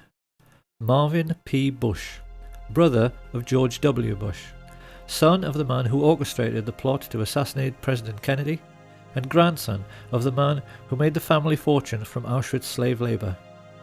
The Bush family and their rich friends have been behind all of it. During his time as president, George W. Bush connived with Tony Blair to introduce a deliberate policy of allowing unbalanced and aggressive Muslims to flood into Western countries. They did this in the hope that they would commit atrocities in their adopted countries, and they were actually delighted when the Washington DC sniper and the Fort Hood shootings made headlines, because they knew such events would make it easier for the public to swallow the idea that 9/11 was simply more typical Islamic terrorism. The truth is that Islam is simply being used like a pawn on a chessboard in a game the fat cats have been playing since World War I. 70 years ago, they gave us what they called their Hitler Project. 50 years ago, it was the JFK assassination project. Today we're having to suffer the War on Terror project. And when this current lunacy is over, they'll have another excuse ready to create yet another phony war and yet another patsy. If George Orwell was still alive today, and he was asked to comment upon all the significant political events of the last decade, it's quite likely he would simply restate the Orwellian definition of totalitarianism, to wit, a society living by and for continuous warfare, in which the ruling caste have ceased to have any real function but succeed in clinging to power through force and fraud, and then ask whether this sounds like the world we live in. Because it ought to be obvious by now that our seemingly endless economic recessions are being deliberately orchestrated. In today's world, the commodities markets are arranged in such a way that the price of virtually everything, particularly food, hardly ever changes. So how then can it be that the price of oil increased tenfold in the last decade? Economists are now tacitly agreeing that this was due to financialization, which is just a fancy way of saying rich creeps like the Bush family and their merchant banking friends used their trillionaire fortunes to rig the market. Why did they do this? Because great entrepreneurs like Stelios, with their budget air travel, had managed to break the cartel of the major airlines. Ordinary working families had begun living a jet-set lifestyle. The ruling elite of the entire world was simply terrified, because a jet-set lifestyle is supposed to be the exclusive preserve of the rich. What would happen to their social status if the whole world were part of the jet-set? So the rich arranged for the credit crunch, and now working families who used to fly 10 times a year can't even afford to use their car. What George Orwell understood better than anyone is that every age is basically the same. It is always a story in which a small elite group of greedy people cling to unjust power and privileges by practicing an ongoing deception upon their followers. Caesar did it with bread and circuses in the Roman arena. George Bush did it with false flag terrorism on 9/11. British newspapers have told their readers that the Queen of England is only the 10th richest person in the UK with a fortune of $3 billion. But experts who have calculated her real wealth reckon that her ownership of 1/6 of all the land on planet Earth puts her true fortune nearer to 22 trillion. And they also estimate the true wealth of the Queen's merchant bankers, the Rothschilds, the people who started all of this greed by lending money to the Harrimans and the Morgans, to be at least 100 trillion. So finally, we have to ask, what is to be done about all this? For in the case of America, it is obvious that in order to honour the memory of President Kennedy, Americans are now duty-bound to finish his work by finally ending the worldwide tyranny of the CIA. The time has come for ordinary Americans to ask their strong men in uniform just exactly what and who they think they are defending. And they better not take too long about it. Having established Islam in the West in order to provide us with an enemy, the elite have recently started on the second phase of their master plan, which is to wipe out anyone who is sick or disabled. In Britain, this has been manifest in the Atos scandal, which has stopped all welfare payments to people with terminal illnesses and allowed invalids who in some cases have no limbs to starve to death. The extermination of anyone considered feeble-minded or infirm was exactly how the Nazi regime began. And now they've started doing it again. What most amazes me in all of this is the naivety of the good people in the truth movement, who go on and on and on saying they want an independent inquiry. The Bush family and their rich friends are not going to investigate themselves. And there isn't any authority on earth above that of the ruling class, so it's never going to happen. These people have got the police and the judges and the justice system completely under their control. The Queen of England cannot be prosecuted for anything, not even genocide, in a Crown Court, because the Crown Courts are hers. She owns British justice. The only way to change our corrupt system is through revolution. Everyone has to sign up to the Revolution Now website, and then the people have to march on Washington, just as they did for CIA agent Barack Obama's inauguration. Only this time they need to kick him and every other crooked politician out and take power genuinely for the people's sake. And once again, they better not take too long about it, because the last time the rich decided to play a really big trick on the world, 6 million lives were extinguished. Supposing they decide to give us the world's first incidence of phony nuclear terrorism by dropping an atomic bomb on Cleveland or Birmingham or on Chicago, what then? But perhaps Chicago itself might be a good place to pause and offer a word of warning to the citizens of the United States before they start thinking about the next American Revolution. We should always remember that Al Capone was seen as a hero by the ordinary working people of his own time because he gave them what they wanted: booze, sex, gambling and drugs. And some Americans have even been candid enough to admit this. We all play numbers, we all go to the racetrack, you know what I mean? We all cheat a little bit. It hardly needs saying that Giancana, Marcello and Trafficante would have gone out of business in no time if ordinary Americans hadn't been so fond of cocaine.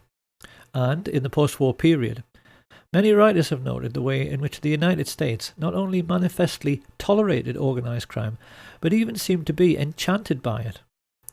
It's a cultural phenomenon which has led many foreigners to wonder whether there is some sort of latent criminality in the very fabric of American society, because there does seem to be some sort of tacit agreement amongst all Americans that killing a man should always be considered an option if it looks as if he might cost you a large sum of money. Suppose we'll have to kill him. I don't suppose you have any ideas on that, Diana. Well, what would you fellas say to an assassination? I hope you don't have any hidden tape machines in this office, Frank. We're talking about a capital crime here. I'd like to hear some more opinions on that. Look, I don't see we have any option, Frank. Let's kill the son of a bitch. This film is likely to leave Americans with the impression that JFK was assassinated by a corrupt and brutal ruling class. Perhaps they should ask themselves if they are quite sure that he wasn't simply killed by America. So it seems that finally we are left with a very simple question. What kind of society is it which kills its own best men?